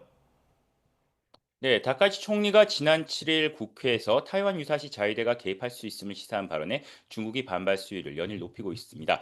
중국 외교부와 주 일본 중국 대사관은 지난 14일 자국민에게 일본 여행을 삼갈 것을 권고했습니다. 중국 교육부도 일본에 체류하고 있거나 유학을 계획하는 학생들은 현지 치안 상황을 살피고 유학에 신중을 기하라고 공지했습니다. 중일 간 갈등이 고조될 조짐을 보이면서 일본은 오늘 가나이 마사키 외무성 아시아 대양주 국장을 중국에 급파했습니다. 교도통신 등 일본 언론들은 가나이 국장이 중국 측에 다카이치 총리의 국회 답변이 기존 일본 정부의 입장과 변함이 없다는 점을 설명하면서 사태 해결을 모색할 것이라고 전했습니다. 일본 정부 대변인인 기하라 관방장관은 중일 간 평소에 여러 레벨에서 대화를 주고받는다며 중국 측의 일련의 조치로 인한 영향을 포함해 계속해서 상황을 주시하고 적절한 대응을 취하겠다고 밝혔습니다. 네, 하지만 중국 측의 반발이 워낙 거센 상황이라 갈등 국면이 쉽게 가라앉긴 힘들다는 전망이 우세한 거죠? 네, 그렇습니다. 중국 측은 연일 다카이치 총리의 타이완 유사시 개입 관련 발언을 철회할 것을 거듭 촉구하고 있습니다. 일본 국회에서도 야당을 중심으로 자칫 일본이 전쟁에 휘말릴 위험이 있다며 해당 발언을 취소할 것을 요구하는 목소리가 잇따랐습니다. 하지만 다카이치 총리는 기존 일본 정부의 입장과 다름이 없다며 취소할 뜻이 없음을 분명히 하고 있습니다. 다카이치 총리는 취임 한 달을 앞두고 실시한 여론조사에서 69%의 지지율을 보이며 지지율 고공행진을 이어가고 있습니다. 다카이치 총리로서는 타이완 관련 발언을 철회할 경우 보수층의 지지율 이탈로 이어질 수 있는 만큼 지금의 기조를 이어갈 가능성이 커 보입니다. 일본 언론은 중국이 일본의 무비자 조치 연장과 일본산 수산물 수입 재개 조치를 했음에도 다카이치 총리의 타이완 유사시 개입 발언으로 중국이 시진핑 주석의 체면이 손상됐다는 판단을 했을 수 있다고 보고 있습니다. 중국이 다카이치 총리 발언과 관련해 추가 조치를 내놓을 가능성까지 나오면서 중일 간 갈등 국면은 장기화될 수 있다는 전망까지 나오고 있습니다. 지금까지 도쿄에서 YTN 김세호입니다.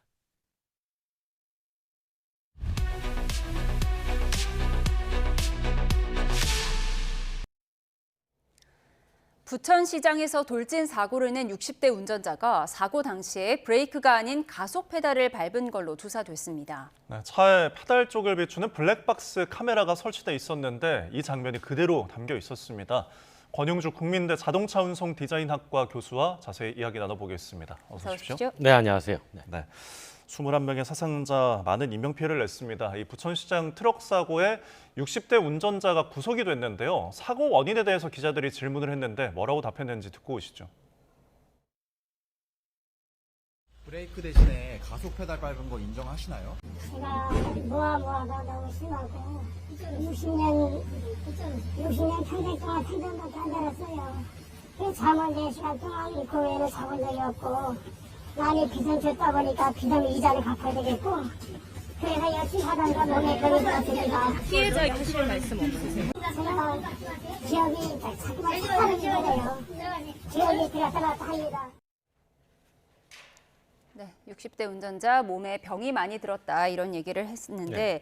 처음에는 급발진을 주장을 했어요. 하지만 경찰이 이례적으로 빨리 이거 급발진 아니고 페달 잘못 조작한 것이다 이렇게 발표를 했는데 그 근거가 페달에 있는 블랙박스였다고요. 그러니까 발을 비추는 거죠. 그렇죠. 우리가 기존의 급발진 주장 벌어지면은 이게 실제로 이제 조사를 해보고 이것저것 다 해보잖아요. 근데 이번에는 페달 블랙박스가 명확하게 증거로 남았기 때문에 아주 명확하게 운전자 오조작이라고 판단을 빨리 내릴 수 있었던 거죠. 페달 블랙박스가 좀 생소한 분들도 계실 것 같은데 이게 정확히 뭔가요? 일반적으로 자동차 블랙박스 하면은 뭐 영상 카메라 생각하잖아요. 네, 똑같은 겁니다. 블랙박스 하면 보통 이제 전면 영상, 후면 영상 이렇게 있는 건데 블랙박스는 카메라 하나가 페달 쪽에 설치를 하는 거예요. 그래서 그 순간적으로 가속 페달을 밟았는지 또는 브레이크 페달을 밟았는지 동시에 전방 영상, 후방 영상, 페달 영상을 비교해서 정확하게 이벤트가 벌어졌을 때, 그러니까 사고가 발생했을 때 어떤 페달을 밟고 있었는지를 영상으로 보여주는 거죠. 예, 그럼 이번 사건의 경우에는 처음에 운전자가 후진을 했다가 100m 넘게 질주를 하게 된 건데 이것들이 다 이 페달 블랙박스 쪽에서 다 찍힌 거죠? 그렇죠. 이제 사고 나기 전에 과정을 좀 보면 사고 당일에도 평소처럼 이제 물건을 올리고 내리고 했다고 하죠. 근데 후진하던 중에 잠깐 외부 충격을 느꼈다고 해요. 뭔가 부딪혔다라고 하니까 급하게 재탑승을 해서 차를 전진으로 빼려고 했겠죠. 그때 이제 가속 페달을 세게 밟은 거죠. 그런데 그 순간에 아마 본인은 이게 제동 페달이라고 생각하고 세게 밟은 거죠. 근데 그 순간에 왜 그걸 인식하지 못했느냐? 한 번 확신을 갖게 되면 계속 이거 내가 브레이크 페달을 밟고 있다라고 생각을 하게 됩니다. 그래서 이제 그 시장 안에까지 밀고 들어가서 오히려 더 세게 밟을 수 그렇죠. 있다. 그래서 이제 사망 사고로 연결이 된 건데 많은 사람들은 그렇게 가속 페달을 세게 밟았으니까 지나갈 때 굉음이 나겠죠. 그 굉음을 듣고 저 급발진 아니야? 라고 이제 처음에 추정을 했던 거죠. 예.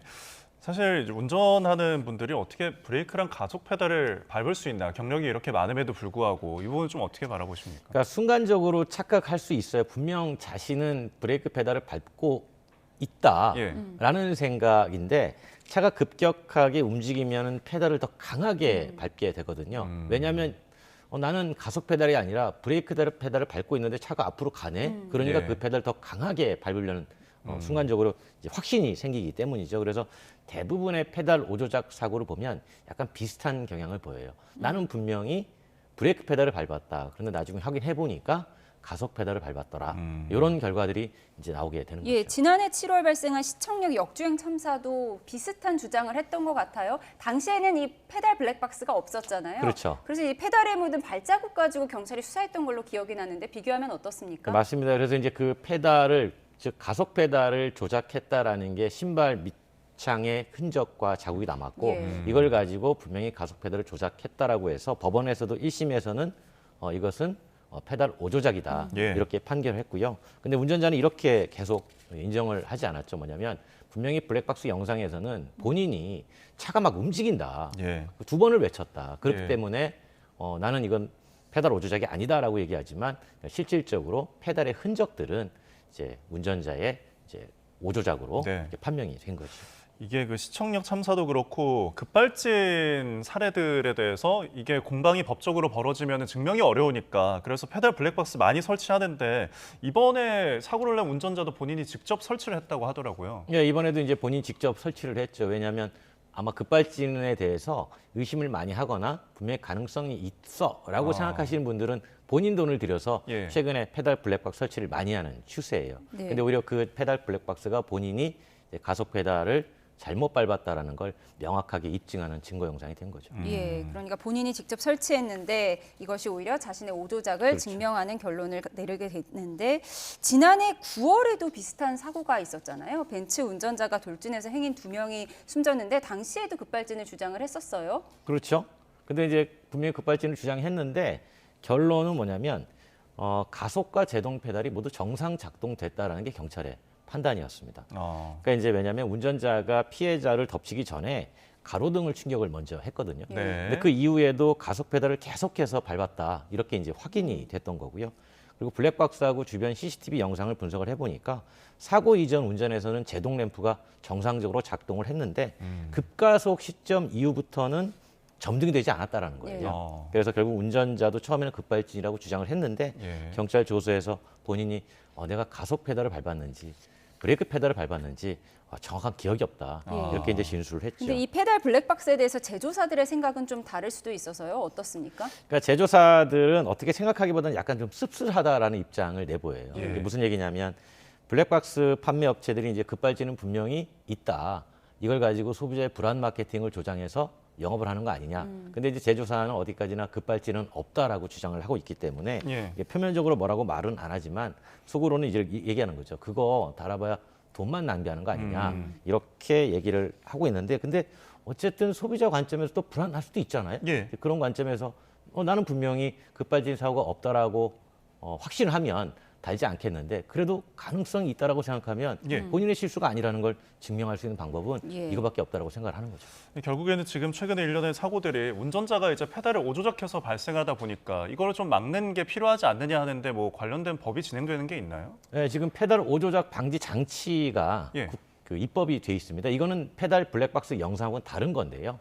전방에 1에서 1.5m 이내에 장애물이 있을 때 운전자가 가속 페달을 세게 밟으면 그 장애물을 인식해서 가속 페달이 조작이 안 되게끔 만드는 장치인데 이게 이제 국토부가 소관하는 자동차 및 자동차 부품의 성능과 기준에 관한 규칙을 개정하면 되는 겁니다. 그래서 개정하기로 했고 지금 현재 다음 달까지 의견을 받고 있고요. 이게 적용이 되면 2029년 그러니까 3년 뒤에 1월 1일부터 승용차 그다음에 4년 뒤부터는 화물차가 적용이 되는데 많은 분들이 얘기하는 건 그 3년 기간 사이에 계속 이런 현상들이 벌어질 거 아니냐. 그러면 3년이면 너무 입법 예고 기간이 긴 거 아니냐. 이걸 좀 당기자라는 의견도 나오고 있는 거죠. 네, 우리가 고령화 사회로 가고 있긴 하지만 어쨌든 이런 운전 미숙 사고가 고령자 운전자에서 많이 나오다 보니까 강제로 면허를 반납해야 하게 하는 것이 아니냐 이 부분이 계속 논란입니다. 그러니까 이제 앞서 말씀하신 것처럼 이번에 부천 교통사고, 지난해 시청, 또 지난번에 이제 부산 이게 다 65세 이상 고령 운전자가 사고를 냈다 보니까 이제 여론에서는 이거 어쩔 수 없이 좀 고령 운전자의 운전을 좀 제한해야 되는 거 아니냐 이런 얘기가 나오는데 또 이제 국민권익위에서는 강제로 제한하기는 어렵다. 왜냐하면 운전이라는 게 개인의 신체 활동 능력에 따라 다르잖아요. 그러다 보니까 어떤 분은 고령화이지만 건강 나이는 40대인데 충분히 운전 가능하다. 일괄적으로 얘기를 할 수는 없다. 그래서 나오는 얘기가 조건부 면허를 하자라는 얘기가 있습니다. 그래서 조건부 면허란 뭐냐면 획일적으로 적용할 수가 없다면 운전 능력을 정밀하게 평가해가지고 통과하면 운전을 할 수 있도록 하자. 그런데 이제 대체 이 정밀평가의 기준이 무엇이고 정밀평가는 얼마 만에 한 번씩 해야 되느냐 이런 얘기도 나오고 있는데 지금 이제 우리나라 현재 운전면허 제도 하에서는 65세 이상은 적성검사를 5년마다 한 번씩 받게 돼 있습니다. 그러니까 75세 이상은 3년인데 이 기간을 조금 단축해야 될 필요성이 있지 않겠나 이런 얘기가 나오는 거죠. 왜냐하면 65세 이상 고령 운전자의 비중이 늘어나다 보니까 아무래도 적성검사 기간을 좀 단축해서 이런 만약의 사고를 좀 방지하는 쪽으로 제도 변경을 좀 해야 된다라는 여론이 있습니다. 알겠습니다. 관련 제도가 조금 시급해 보이는 상황이긴 합니다. 지금까지 권영주 국민대 자동차 운송 디자인학과 교수와 함께했습니다. 오늘 말씀 고맙습니다. 고맙습니다. 감사합니다.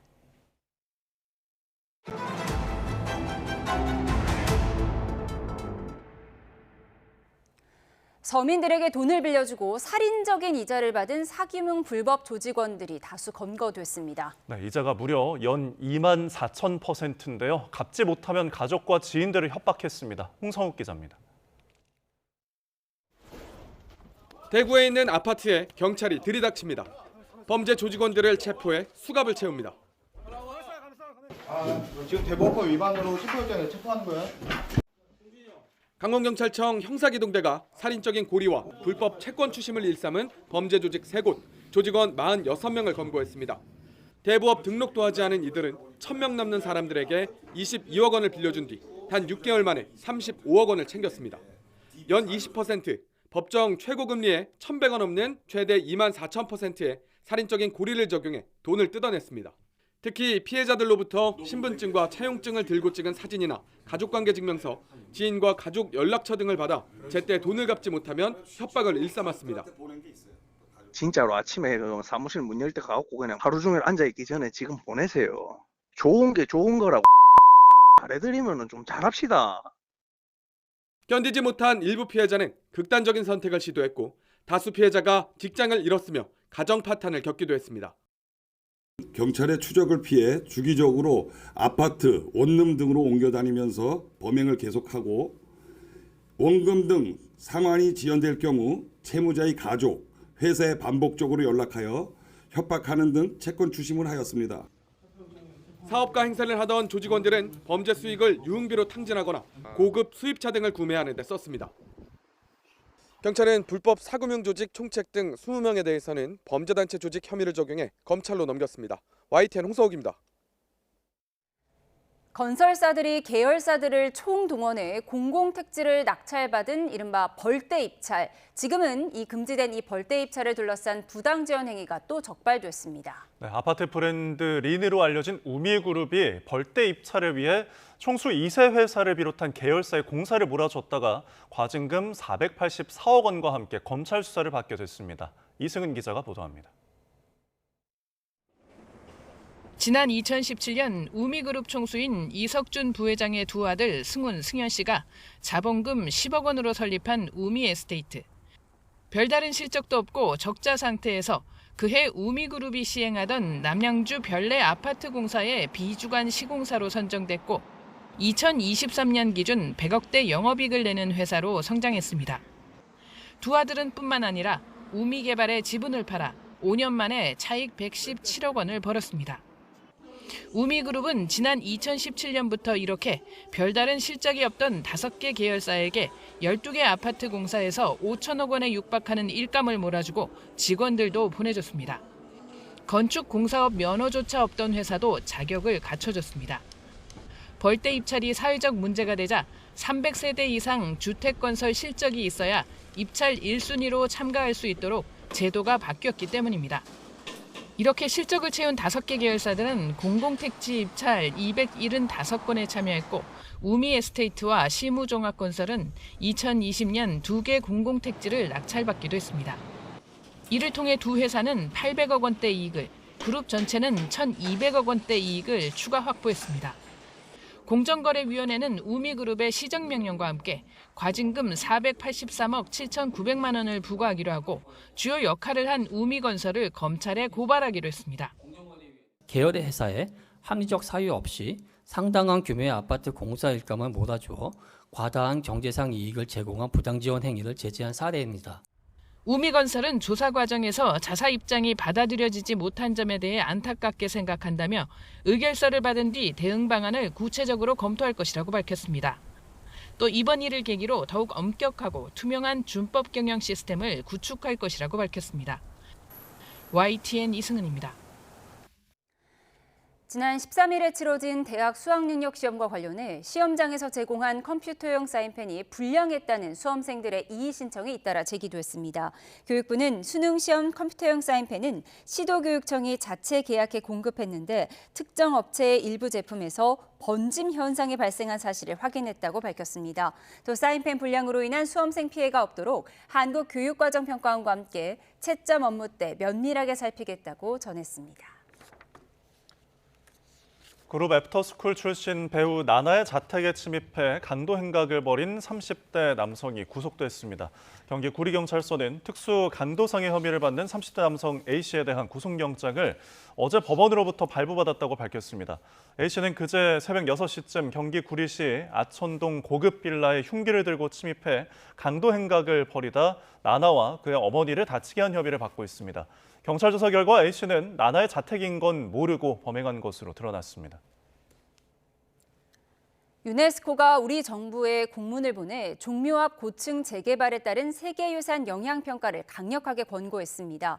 국가유산청은 공문을 근거로 서울시의 영향평가를 재차 촉구했고 서울시는 일방적인 영향평가 요구를 수용할 수 없다는 입장입니다. 박순표 기자입니다. 국가유산청이 다시 서울시에 종묘 일대의 세계유산 영향평가를 강하게 압박했습니다. 지난주 종묘 일대의 세계유산지구 지정에 이어 이번엔 유네스코 공문을 근거로 들었습니다. 국가유산청은 유네스코가 지난 15일 세계유산센터 명의의 공문을 통해 종묘 앞 고층 개발에 따른 역사경관 훼손 가능성을 강하게 우려했다고 밝혔습니다. 그러면서 세계유산 영향평가를 강력 공고하고 평가가 끝나기 전에는 사업 승인 중지를 요청했다고 덧붙였습니다. 세계유산 영향평가는 전 세계의 세계유산 협약 당사국들이 유네스코 지침에 따라서 준수하고 이행하는 국제 수준의 보존관리 제도로서 세계유산 가치가 보호되는 선에서 공정 가능한 개발이 이루어지도록 하는 것입니다. 이어 영향평가 등 관련 사안 논의를 위해 문화체육관광부 등과 함께 관계기관 조정회의를 구성하자고 서울시에 제안했습니다. 서울시는 즉각 강한 유감을 표명했습니다. 종묘의 세계유산 등재 30년이 지나도록 완충구역 설치 등 아무런 조치도 없다가 이제와 영향평가를 강요하는 것 자체가 이해가 되지 않는다는 것입니다. 그러면서 정밀한 시뮬레이션을 통해 종묘 경관에 훼손이 없다는 점을 검증했다고 재차 강조했습니다. 저희가 시뮬레이션 해보니까요. 그늘이 생기지 않습니다. 그늘이 생긴다는 우려는 잘못된 시각이고요. 종묘 앞에 폭 100m 정도의 녹지가 저쪽 남산까지 쭉 뻗어나가게 됩니다. 그것이 진정으로 종묘를 돋보이게 하고 다만 균형 잡힌 논의 구조를 전제로 관계기관의 회의체를 구성하자는 제안은 환영한다고 밝혔습니다. 결국 종묘 앞 고층 개발에 따른 회의체 구성 가능성은 커졌지만 정치권까지 논란에 가세한 상황에서 근본적인 해결책 마련까지는 상당한 진통이 불가피해 보입니다. YTN 박순표입니다. 한미 관세 협상이 일단락된 가운데 김정관 산업통상부 장관이 YTN에 출연해 후일담을 털어놨습니다. 협상 반전의 순간부터 미 상무장관에게 한우를 대접한 일까지 김 장관의 말 직접 들어보시죠.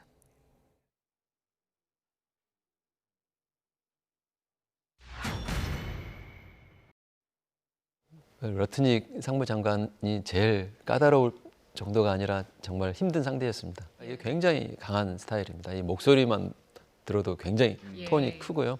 덩치도 저보다 훨씬 더 크고 주먹도 굉장히 큽니다. 그 시기는 아예 연락이 끊겨진 상황이었었거든요. 러트닉이 9.11 때마다 그 자기 동생 그리고 직원들을 위해서 다 이게 쌍둥이 빌딩에서 다 이렇게 사망을 했었습니다. 협상이나 비즈니스 이야기는 안 할게. 그냥 가서 그 서비스에만 참여를 하면 좋겠다. 너의 그냥 오래된 친구로서 뭐 이런 했더니 바로 그냥 그래 그렇게 yes thank you 이렇게 오더라고요.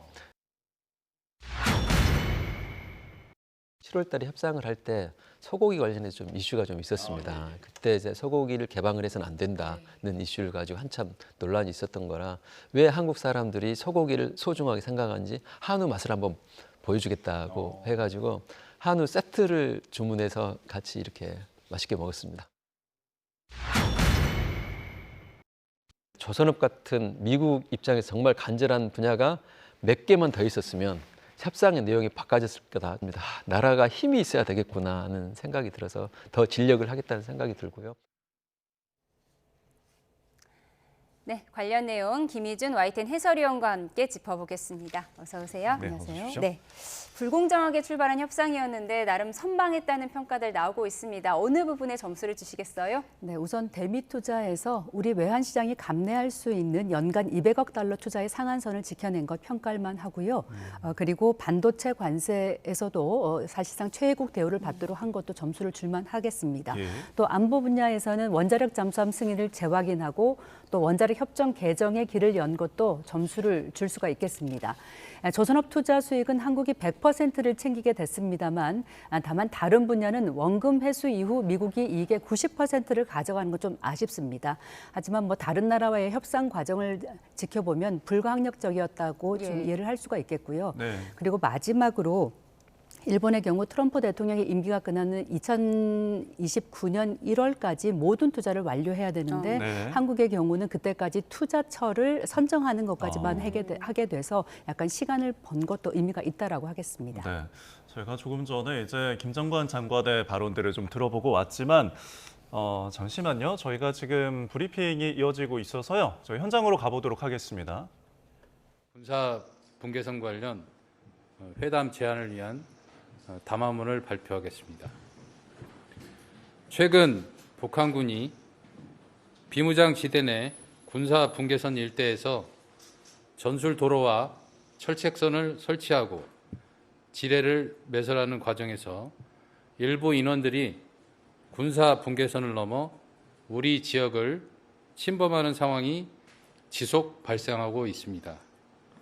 이에 대해 우리 군은 작전 수행 절차에 따라 경고 방송, 경고 사격을 통해 북한군이 군사 분계선 이북으로 퇴거토록 조치하고 있습니다. 북한군의 군사 분계선 침범과 절차에 따른 우리 군의 대응이 지속되면서 비무장지대 내 긴장이 높아지고 있습니다. 자칫 남북 간 군사적 충돌로 이어질 가능성도 우려되는 상황입니다. 이러한 상황은 1953년 정전협정 체결 당시 설치했던 군사 분계선 표식물이 상당수 유실되어 일부 지역의 경계선에 대해 남측과 북측이 서로 인식의 차이가 있기 때문인 것으로 판단됩니다. 이에 우리 군은 남북의 우발적 충돌을 방지하고 군사적 긴장을 완화하기 위해 남북 군사당국 회담을 개최하여 군사 분계선의 기준선 설정에 대해 논의할 것을 공식적으로 제안합니다. 구체적인 회담 일정, 장소 등은 판문점을 통해 협의할 수 있을 것입니다. 한반도 긴장 완화와 군사적 신뢰 회복을 위한 제안에 대해 북측의 긍정적이고 빠른 호응을 기대합니다. 네, 군사분계선 기준선 설정을 논의하기 위한 남북 군사회담을 제안하자는 우리 국방부의 브리핑 듣고 오셨습니다.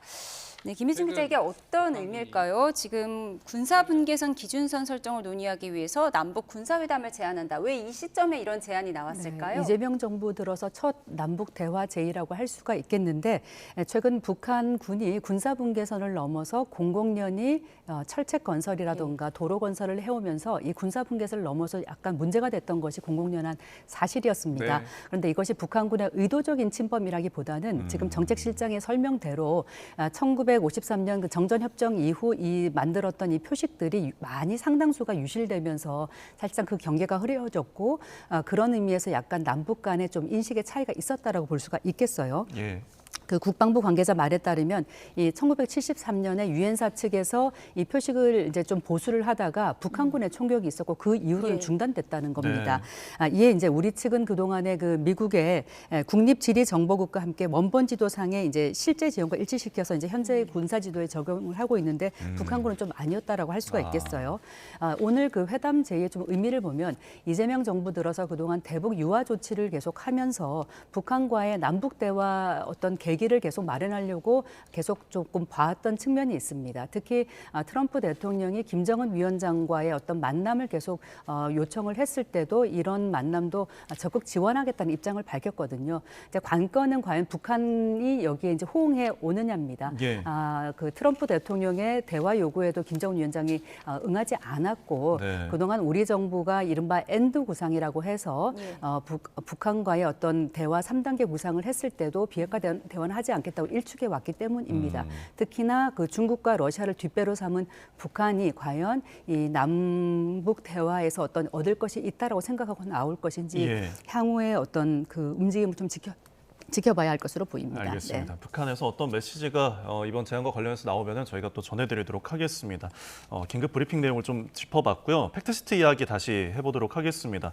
저희 앞서서 그러니까 김정관 장관이 그 후일담들을 좀 전해왔어요. 굉장히 많은 난관들이 있었는데 어쨌든 그거를 잘 이겨내서 협상 타결 국면까지 왔다는 거예요. 좀 배경을 좀 이야기해 주실까요? 네, 처음에 그 김용범 실장이 미국의 그 협상안을 받아들였을 때 정말 충격이었다라고 합니다. 특히 을사년을 떠올렸다는데, 그러니까 을사늑약을 생각할 만큼 그만큼 불공정하고 불공평한 그런 제안이었다는 것이죠. 특히 한미양국 장관이 그동안 수십 차례 만나면서 서로 얼굴을 붉히고 언성을 높이면서 싸웠던 적도 정말 많다는 그런 얘기도 들었는데요. 결정적 계기는 지금 김정관 장관이 말한 대로 이 터프한 이제 협상가라고 그렇게 칭할 정도의 김정관 장관인데 9.11 테러 계기에 이 러트닉 장관이 마련한 그 추도식에 참석하면서 어떤 협상의 물꼬를 텄다라고 할 수가 있겠습니다. 네. 왜냐하면 러트닉 장관이 아시다시피 그 미국 투자은행의 CEO인데 9.11 테러 때 동생과 또 수많은 동료들을 그 쌍둥이 빌딩에서 근무하다가 다 희생이 됐거든요. 그래서 매년 추도식을 해오고 있는데 당시 그 협상 과정에서 러트닉 장관이 뭐 한 300여 차례 뭐 통화도 하고 문자를 주고받았는데 협상이 교착되면서 어떤 그 문자에도 응답하지 않을 때 김정관 장관이 그러면 나 다른 건 얘기 안 하겠고 9.11 그 테러 추모식에 가겠다라고 얘기하면서 장관이 감사하다는 말을 했고 그걸 계기로 이 추도식에 참석한 다음 날 바로 전격적으로 협상을 제안하면서 이렇게 물꼬를 텄다는 거거든요. 정말 우리 협상팀이 그만큼 피를 말리는 그런 난관을 거쳐서 이렇게 협상 타결까지 이르렀다라고 하겠습니다. 뭐 심장이 마르는 순간도 있었다. 이렇게 후일담을 전하기도 했는데 이렇게 어렵게 협상이 타결되긴 했는데 지금 남은 과제도 있습니다. 원자력 잠수함 과연 우리나라에서 건조하는 거 맞느냐 이 부분이 지금 계속해서 논쟁인 것 같아요. 네, 트럼프 대통령이 일단 우리가 원자력 잠수함을 획득하는 것에 대해서는 흔쾌히 승낙을 예. 했지만 난관이 적지가 않습니다. 예. 무엇보다도 원자력 협정의 개정이 필요하고요. 물론 이건 하기로 했습니다만, 그리고 이 핵연료의 공급 같은 그런 선결 과제들이 있는데, 그러려면 미국 국내에서의 정부와 의회의 어떤 승인 과정들이 계속 필요하거든요. 네. 더욱이 미국 조야에는 이른바 핵 비확산을 옹호하는 세력들이 많고 그들의 의구심을 우리가 헤쳐나가야 하는 그런 문제가 있습니다.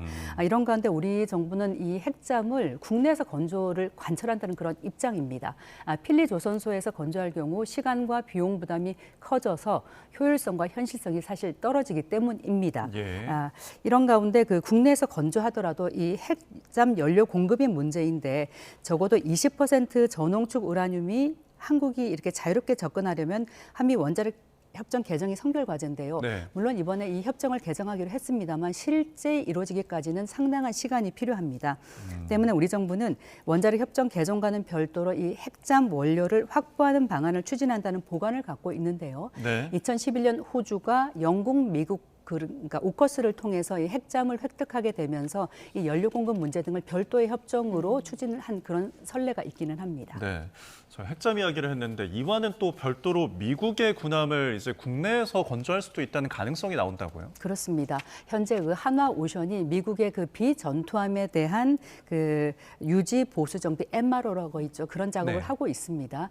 그렇게 된다면 나중에 이걸 전투함 분야로까지 MRO 작업을 확대를 할 수가 있고 이것이 한미 조선업의 어떤 또 협력이 심화되면 미국 전투함까지 국내에서 건조할 수 있다는 그런 가능성이 기대감이 나오고 있습니다. 다만 넘어야 할 산이 또 있습니다. 네. 미국 국내법의 개정이 필요한데 미국에서는 미국 자국의 함선과 또 그 군함을 해외에서는 건조하지 못하도록 하는 그런 존슨법 등 두 가지 법이 있거든요. 네. 그래서 이것을 개정해서 의회 문턱을 넘어야지만 우리 그 미국 전투함의 국내 건조가 가능하다고 하겠습니다. 사실상 이 같은 법이 미국의 자국 해양 그런 법을 좀 보호한다는 그런 측면에서 이루어졌지만 결국 미국 조선업의 쇠퇴를 좀 당겨온 측면이 있고요. 예.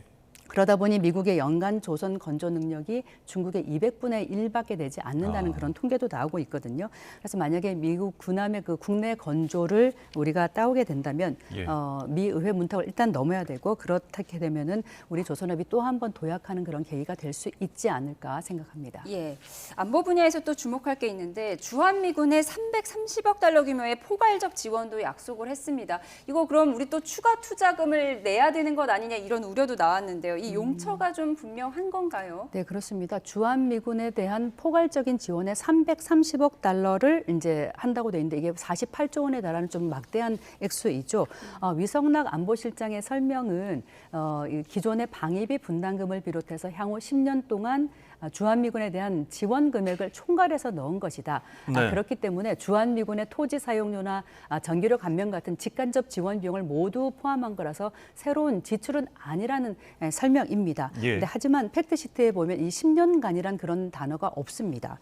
그리고 이번 합의에서 우리가 2030년까지 그 미국산 무기 250억 달러를 사기로 하지 않았습니까? 네. 그러면 약 5년 동안 이것을 구매하기로 한다는 것이기 때문에 주한미군 지원 비용도 5년간의 액수가 아니냐 이런 우려가 나오고 있고 설사 10년이라고 하더라도 매년 33억 달러를 우리가 지원을 해야 되는데 그렇다면 현재 방위비 분담금의 3배가 되는 금액이거든요. 예. 때문에 이 비용에 한미 연합 군사 훈련의 비용이라던가 아니면은 미국 전략 자산의 한반도 전개에 드는 비용까지 우리가 떠안게 되는 거 아니냐는 우려가 나오고 있어서 예. 양국 한미 당국 간의 협상에서 이건 조금 더 명쾌히 해가야 할 부분으로 보입니다. 네, 끝으로 이 점만 짧게 좀 짚어보겠습니다. 이재명 대통령 순방에 앞서서 대기업 수장들 만났는데 국내에 좀 수백조 원 투자하기로 좀 협력을 약속받은 것 같더라고요. 네, 그렇습니다. 우리가 막대한 대미 투자를 하게 되면서 국내 산업 공동화라던가 또 그런 일자리 이제 실종의 우려가 커지고 있는 상황에서 삼성과 현대, SK 등 7대 그룹이 향후 5년간 800조 원의 국내 투자 계획을 밝혔거든요. 예. 삼성이 가장 많은 규모로 450조 원, 최첨단 반도체 공장인 평택 5공장 건설 착수 등을 했습니다. 지금 그래픽 보고 계신데 예. 이것은 이제 국내 제조업 침체가 장기화하고 글로벌 공급망의 입지가 약화할 것이라는 우려 속에서 대기업들이 국내 투자에 발벗고 나선 것은 아주 고무적입니다.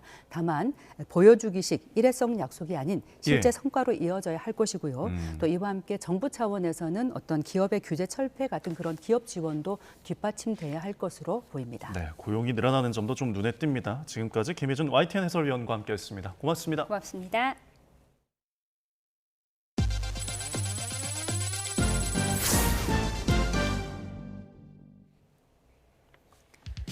뉴발란스와 스파오, 후아유 등 패션 브랜드를 운영하는 이랜드월드가 화재로 인해 상품 일부가 소실됐지만 대체 물류로 대응 중이라고 밝혔습니다. 이랜드는 인근 이랜드 리테일 물류센터와 부평, 오산 등 관계사의 물류 인프라, 외부 물류 창고를 활용해 대체 물류 체계를 가동하고 있다고 설명했습니다. 온라인 주문의 경우 일부는 취소 처리됐으며 추가 취소 건은 고객센터를 통해 개별 안내할 예정이고 발송 가능한 상품은 오늘부터 순차적으로 출고된다고 덧붙였습니다.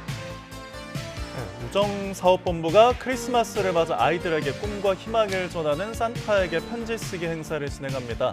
이번 행사는 아동 양육시설과 보육원, 농어촌, 도서지역 어린이집 등 편지 쓰기 참여 희망기관 어린이 10,000명을 대상으로 이뤄집니다. 삼양식품오너 3세 전병호 상무가 정기 인사에서 전무로 승진했습니다. 31살인 전 전무는 김정수 부회장의 장남으로 2019년 입사 후 1년 만에 이사로 2023년 상무가 된 데 이어 2년 만에 전무로 승진했습니다. LG에너지솔루션이 오는 2027년부터 국내에서 에너지 저장 장치 ESSS1 LFP 배터리를 생산합니다. LG엔솔은 연말부터 생산 라인 구축 작업을 시작해 2027년에는 연간 1기가와트시 규모의 LFP 배터리를 양산한다는 계획을 밝혔습니다.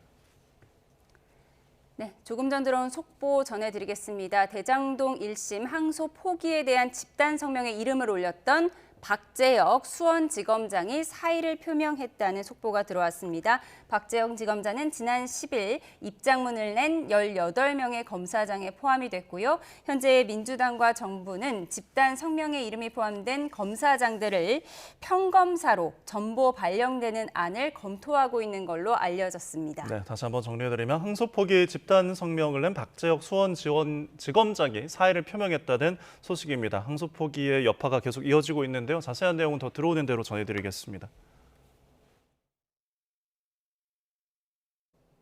날이 다시 초겨울처럼 추워졌습니다. 내일은 오늘보다 기온이 더 떨어지면서 올가을 최고 추위가 찾아오겠는데요. 내일 서울 아침 기온은 영하 3도로 첫 영하권을 보이겠고요. 한낮 기온도 6도에 머무는 등 평년 수준을 4도가량 밑돌겠습니다. 추위 속에 서해안과 제주도를 중심으로는 비나 눈이 내리겠습니다. 오늘 늦은 밤부터 내일까지 충남 서해안과 호남 서부, 제주도에 5에서 10mm의 비가 조금 오겠고요. 밤사이 기온이 영하권으로 떨어지면서 호남 일부 지역은 내일까지 1cm 안팎의 눈이, 제주 산간 지역은 모레까지 최고 5cm의 눈이 내려 쌓이겠습니다. 반면 동해안 지역은 대기가 무척 건조한 가운데 바람도 강하게 불고 있어 대형 산불 위험성이 큽니다. 불조심하시기 바랍니다. 내일 아침 기온 살펴보겠습니다. 서울 영하 3도로 출발하겠고요. 낮 기온도 보겠습니다. 서울 6도, 광주 9도, 대구는 7도가 예상됩니다. 이번 추위는 목요일 낮부터 점차 예년 기온을 회복하며 누그러질 전망입니다. 날씨였습니다. 이상으로 월요일에 보내드린 뉴스온 마치겠습니다. 함께해 주신 여러분 고맙습니다.